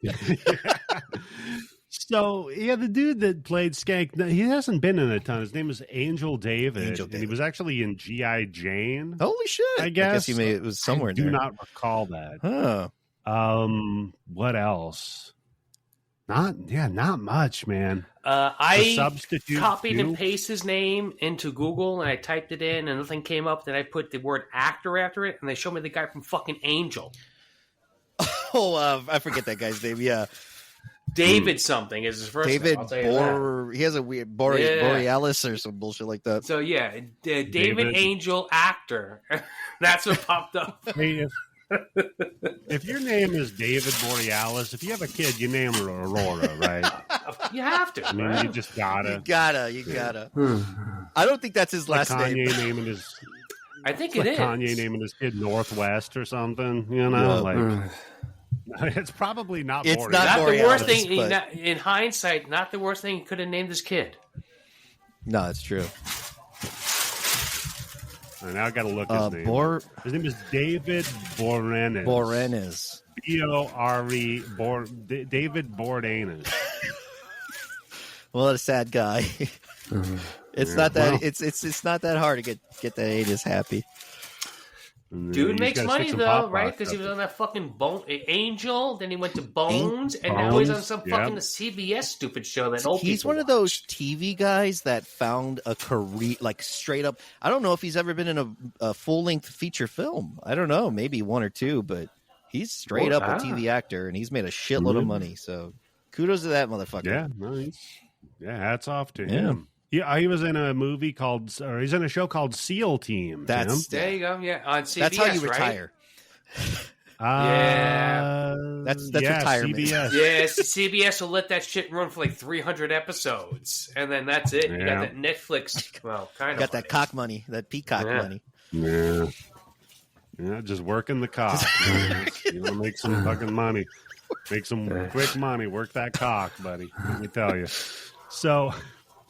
Bai Ling starts tracking down the I can't say the crow because Bernie the bird. Bai Ling starts tracking down Bernie fucking dickhead, Bernie Pecker, because she's figured out that's what you got to kill, right? Smart, yeah. It's Whatever. His eyes and ears, you know. The Pecker is his buddy. Yeah, he keeps eyes on him. See, after he tosses Skank out the fucking window, the cops finally show up and he lands on the hood of their car. It's pretty cool. You know, classic move. Loved it. Right? Then we get the Crow doing some parkour across the rooftops as these helicopters are. I'm like, where the fuck were all these cops this entire movie? Preoccupied. He gets in there, he shoots Skank, and now all of a sudden everybody loses their fucking mind, man. Like, god damn. So. Okay, no problem. We go back to he's running off there, then jumps into Albright's fucking cop car real quick. He's like, get in, then drives off, leaves a fucking bloody ass mess on this dude's seat, and just bails out. And he's like, I should have expected that. Yeah. So then this is, when we see the Crow just kind of hiding on the side of the street and the little kids running by, flashing their flashlights at him and giggling, having a good old time. He heads back to the graveyard. So is it Halloween lays night? on his... Why are those kids out trick-or-treating? Yeah. So remember, Tim, we just had another day start, right? Because then it was morning, and the Darla made the eggs for the girl. But in that neighborhood, you're sending your kids out at night to go trick-or-treating? Yeah, I guess so. Yeah. I guess, well, they're sending that Sarah girl all out to fucking do whatever. Right? Yeah, Well, it's just the 90s. She's got heroin slut mom, so she's out whenever she wants. But this was just the 90s, Tim. Everybody was latchkey kids. We all had heroin slut moms. It was just the 90s. It was 90s. Why do you think we were all so fucking emo and I had to grow my hair long? It doesn't happen in a well-adjusted household, Tim. You gotta have a heroin slut mom for that. So... Definitely grew up around some of those too, though. So I remember them. Once you turned 16, they tried to get you in their house. Let me tell you. So this fucking dude, the Crow, tries to just go back to bed in the graveyard. This fucking dumb little girl shows up to whine at him. And is just like, so you're going to go away now again, aren't you? He's like, look, bitch, I'm dead and I'm tired. Okay? Yeah, I did what I was... Leave me the fuck alone. I did what I'm supposed to do. What else can I do here? Yeah. Am I supposed to go... Do you know how many times I've been fuck shot? your mom and give you a good dad? Yeah, I don't know how do what I the take fuck care of to you? tell Can I enroll you in school? What the fuck? I'm the Crow. Look at him. Bitch, I got your mom off heroin. Yeah. You didn't even do that. The Crow. What the fuck are you... What's he supposed to do? You can only do so much. You talking to me? They can't adopt you. What the fuck? Oh, yeah, that'd be great. He just fucking throws her in the grave, buries her at. Ain't no way. I guess you can come with me. No way I'm marrying your fucking mom slut over there. No, Oof, man. No. Not after she fucking had some fun with Party Boy. Although not a bad... fun boy. Not a bad... she was Although working with a decent body going for a fucking drug addict mom. She got some nice top titties, right? All right, okay. Yeah, she had some big old bitties, that's for sure. But yeah, you're right. Some nice top titties. I don't even know what that She means. didn't have the bottom titties. We didn't see the bottom, we just saw the top. So Yeah, we saw the mounds. Well, it's 94. Nobody had an ass in 94. No, it wasn't that's cool. true. Yeah, it wasn't until like U-Turn came out with Jennifer Lopez. That's what did it. Well, I remember That fucking buddy. dress. Oh my fucking god! I will never forget that fucking dress. You can thank the famous Me Tejano either. singer Selena for that, because she would never be famous if she had never played Selena. So before that, she was just a dancer. That's true, yeah. Well, then, should we thank Selena's manager?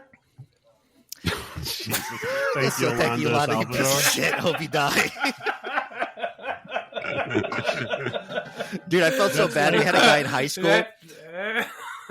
We had a guy in high school whose nickname was Yolanda because he looked shockingly like her. I almost want to apologize for that joke, but it's kind of too good to. No, it was pretty funny. I think a lot of Latinos would laugh at that if y'all had any Latino listeners. That's why we have you, Daniel. Come on, same... you gotta create some fucking audience here. Getting tired of all these I'll fucking try. white people listening to us. I'll try my best. I know a dude who's got the same last name as Yolanda did, so that's a rough one. Yeah, it's no good. And like, so how do you and your family feel about Selena? And he's like, dude, shut up. Because I can't, that's the problem. I can't leave shit alone, man. I got to make the comment. Saldivar. Yeah, that's right. I couldn't remember it. Saldivar. Yeah. Yolanda Saldivar. Oh, my God. Rest in, she's still alive. She's still alive. Right? The rest in peace to Selena. Yeah. Is she still in jail? Or she get rest out? in peace to Selena. Yeah. It's funny because, Gypsy Rose just got out, right? Yes. What a celebrity I she's remember- fucking turned into. Jesus Christ. I know. Yeah. And I saw people that were commenting on the news articles about it. Like, listen, just because she killed somebody and she just got out of jail, we shouldn't be hero worshiping people like Yolanda that killed Selena and stuff. And it's like, nobody brought that bitch up. What are you fucking talking about? Nobody was saying, now that Gypsy Rose is out, we're going to be cool with Selena's killer. What the fuck is, what are you, people are crazy, man. Yeah, they are. Anyhow, Top Dollar shows up. He kidnaps fucking Sarah. Eric, the Crow, catches it from fucking Bernie Peckerhead vision, runs into a church to go, rescue Sarah or whatever. But Tony Todd, hanging up in the fucking rafters, pulls a Lee Harvey Oswald on Bernie, shoots his ass, the Crow, the literal feather crow. So now our Crow, Eric, he can take damage, right? Now he gets shot, he's fucking bleeding. He's no longer unkillable. So, okay, no problem, because then Ernie Hudson shows up with the assist, right? Fires like a weird red flare into the church, that's right. Which I guess scares Bai Ling off because she thinks it's like communism. It's a police light. She thinks it's communist. She had a red scare. She's like, oh shit, the CCR's come back for me. And no, not Creedence Clearwater Revival, the communist, whatever it's called, the Communist Party of China. They're back for me. Wait a minute. Oh, that's good shit. This is actually a really smart joke if CCR is what they call it in China. Yeah, the Chinese Cultural Revolution. That's, the CCR. Tell you, that was a great fucking joke. I see a bad moon rising, all right. Yeah. Yeah. Bad moon rising in the land of the rising sun. So that doesn't make any sense, Tim. Okay, I'm done with Chinese jokes. No more Chinese jokes, but that wasn't bad. Bai Ling's not even Chinese. She's not. I mean, it was my fault because I brought up communism. You can tell because when you eat her out, you just get hungry again after an hour, Jesus Christ. All right, we're at the end of the show, folks, so I had to throw one of them out there. Only the diehards are holding on to this one right now. Eric gets shot and he's bleeding. Then he chases him up to the fucking rooftop where we have the big ass sword fight. Because Ernie Hudson, he's like, okay, well, I'll cover you. He gets shot one time, he's down. It's like, well, you did a lot of good, but whatever. Yeah.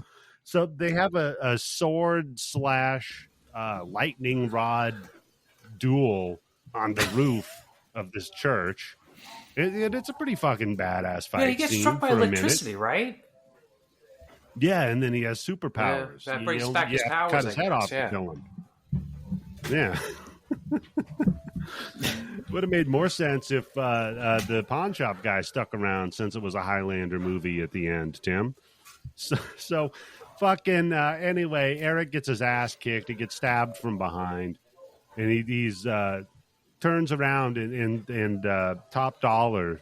He's all like, listen, I know I sound like I belong in Insane Clown Posse with a name like Top Dollar, but I just want to let you know that I feel bad that we had to kill you and your girlie, but if it's any consolation, you put a smile on my face, right?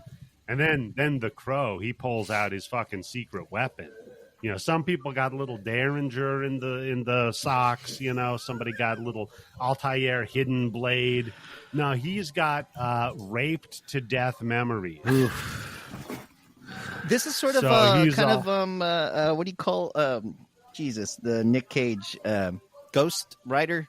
Doesn't he do something like that where he shows you horrible things and makes you feel bad? Yeah, because wait, hold on. Doesn't he say, I'm going to give you, does he say 3 hours or 30 hours? Because 30. Okay. 30 hours. 30 hours of like pain and anguish. So it wasn't just the assault. It was the assault and then all the hospital shit afterwards. Yeah. And then all his suffering from beyond the grave.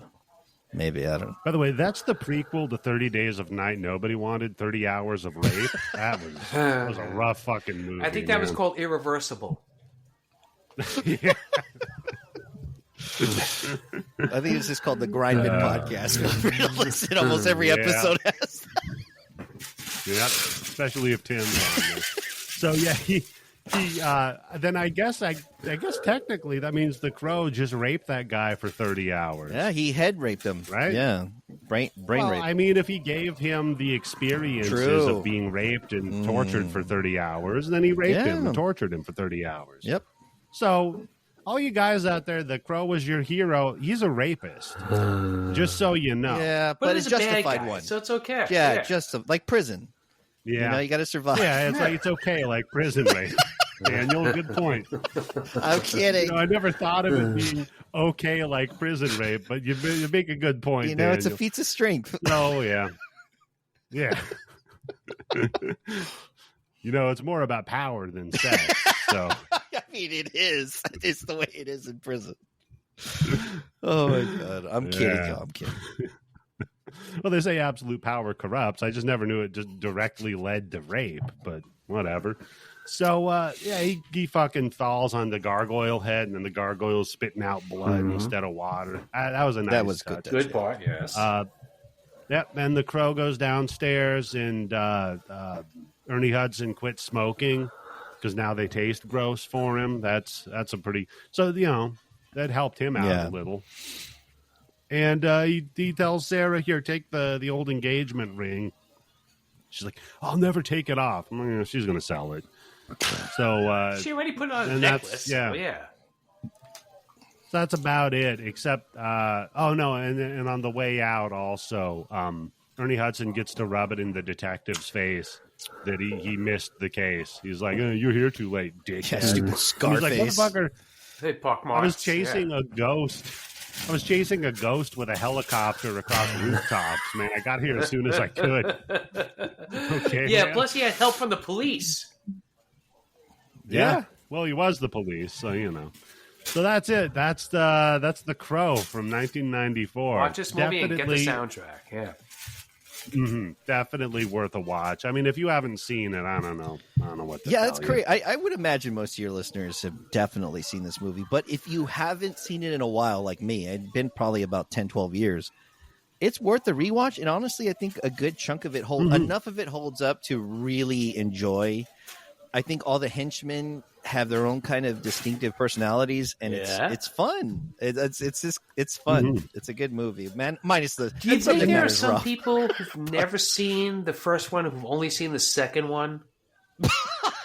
There's some asshole, that's for sure. That's what like the dad rented. They watch the second one. Like, I don't want to spoil it. I just got to leave it right here on this perfect spot. Yeah. They've only seen the Edward Furlong one. Was it the third one? Oh my God, that was Salvation. Yeah. So you say there are people out there that are to the Crow movies the way I was with Star Wars, how I only saw episode 1, 2, and 3. And then after that, watched the original 4, 5, and 6. I didn't know that about you. Yeah. That lore. Yeah. Okay. Well, technically, you saw an order. Yeah. I saw him in actual order, Tim. You didn't. So, good job, buddy. Didn't need to. I could figure it out. Well, yeah. And you keep watching them, Tim. You keep going back to that plain hot dog of Star Wars, buddy. They're sneaky that way. They really know how to work with their old fans. That's true. They got the nostalgia thing going, man. Yeah. I like that you called him their old fan, by the way. Oh, yeah. I know what I was doing. Yeah, I mean, they only bought it, 10 years ago, so... Jim's going to sign up for oldie fans, like only fans, but it's for old guys. Do I get a discount? It's like a bunch of pictures of like Mae West's ankle. Yeah. You have to be off the site by 4:00 in the afternoon. Yeah. You get a discount with your AARP card. Hey, by the way, pro tip for my listeners, because you can't discriminate based on age, no matter how young you are, you can still sign up for AARP. No, I did not know that. So, oh yeah, because it's illegal to discriminate based. It's a scam. Yeah. So, yeah. So if you want to get scammed like an old person, there you go. Cool.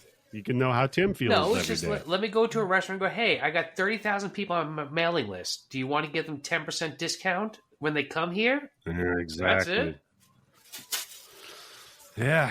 So that about does it for the Crow. Daniel, buddy, thank you so much for joining us, man. I know it's good to be back. I know we're running a little long, but Daniel, is there anything you want people to pay attention to on the internet? Yeah, if you want, you can check out the Moustachioed Podcastio. I'm always all up in Eddie's DMs, and I've been lucky to be an early guest on this podcast, which I feel quite honored about. It was actually before Tim was ever even a co-host. Yeah, so, that's right. Yeah, before it was it went back downhill. Before,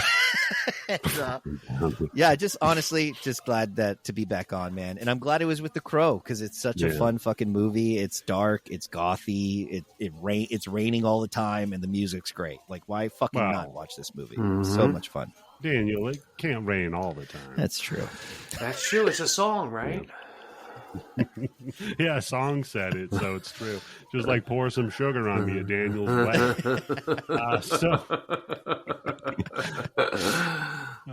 So Tim, buddy, what about you? Just like I always say, pay attention to us. Give us 5-star reviews or 2-star reviews and bitch about a fucking cursing, you stupid cocksucking motherfuckers.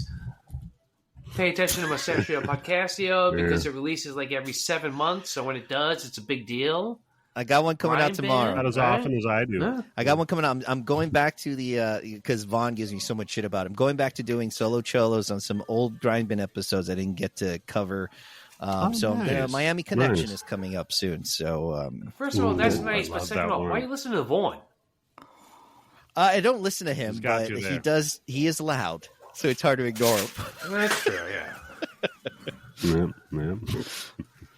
So I would say, if you can, just go to our Patreon at patreon.com/bloodybits, where you can get access to all of our video episodes. You can get access to all of our bonus episodes. And you can get access to the Blood Bank now with, it looks like, still around 7,200 movies in it. With hey, you know what? Here's a selection of what's been recently added. We got Far Out Man from 1990, starring Tommy Chong. Nice. Oh, it's that kind of Far Out Man, not like from space. Yeah. An aging hippie sets out on a trip across America to find his family. Sounds like man. A fun movie. Sounds kind of far out, yeah. Yeah, or you could watch Reawakened. Wait, hold on. How do you not have a fucking alien in that movie where he goes, Far Out, man? Where are you from? And the guy goes, I'm from Far Out, man. Tim, there is an alien in it. Okay, there we go. I'll watch the movie now. Yeah. You should check it out. Tell me when you see the alien, Tim. And then, or you could watch Reawakened from 2020 when Michelle Chadwick. That is a terrible last name. Chadwick. When Michelle Chadwick's best friend Sophia accidentally awakens the spirit of a malevolent witch that died centuries. God, there's too much. I thought that was the one with Robert De Niro. Reawakened. Yeah. The Reawakening. No, you're thinking of Will Sasso. I'm a crow. I'm a crow. Oh, you should see Daniel's face. He's actually doing it pretty good. Yeah. And you know what? If you want to see it, you could. All you have to do is go to patreon.com/bloodybits to get access to the bonus. Oh, I didn't know you were going to have this on video. I would have not left as often as I did. But I had to keep going for respawn. That's okay. I do the same thing. Yeah. My bad. That's fine. Sorry, listeners. Last one, Tim. You could see The Glass Jungle from 1988. Now, I know you want to watch that. A cab driver becomes an unwilling go-between for mobsters planning to extort $5 million from the city of Los Angeles. Wasn't there a fucking... And I'm just saying, buddy, you got to see... Who's in it? You got to see the face. You got to see the face of this dude starring in it. First of all, Trauma. Okay. That's all you had to say, yeah. I can already hear Mike Wood falling apart after that. Hold on here. I'll show you the screen. You got to get a look at this fucking thing because this guy looks ridiculous. And boom. All right, look at this guy's face. Hold on, let me get in there. The contacts. This guy looks fucking awesome. Shit. You know, he kind of looks like the guy from that Saltburn or whatever the fuck that fucking movie's called. Salt. Can I tell you something though? I'm noticing about him here, Daniel. What? If you take a look between his lips and his nose, I'm noticing a mustache. Ooh, yes, he does have a little thin one going on there, a little duster. Oh, no. Fuck this shit. I saw this thumbnail. I looked on it. It's like a made-for-TV movie. It looks like shit, doesn't it? It's right up the Podcastio's alley. Coming soon to the Podcastio, the Glass Jungle, folks. So, for Tim Yobo, Daniel Segura and me, Eddie the Axe, folks. I think that this is how we. Yeah, are we supposed to wave? Yeah. No.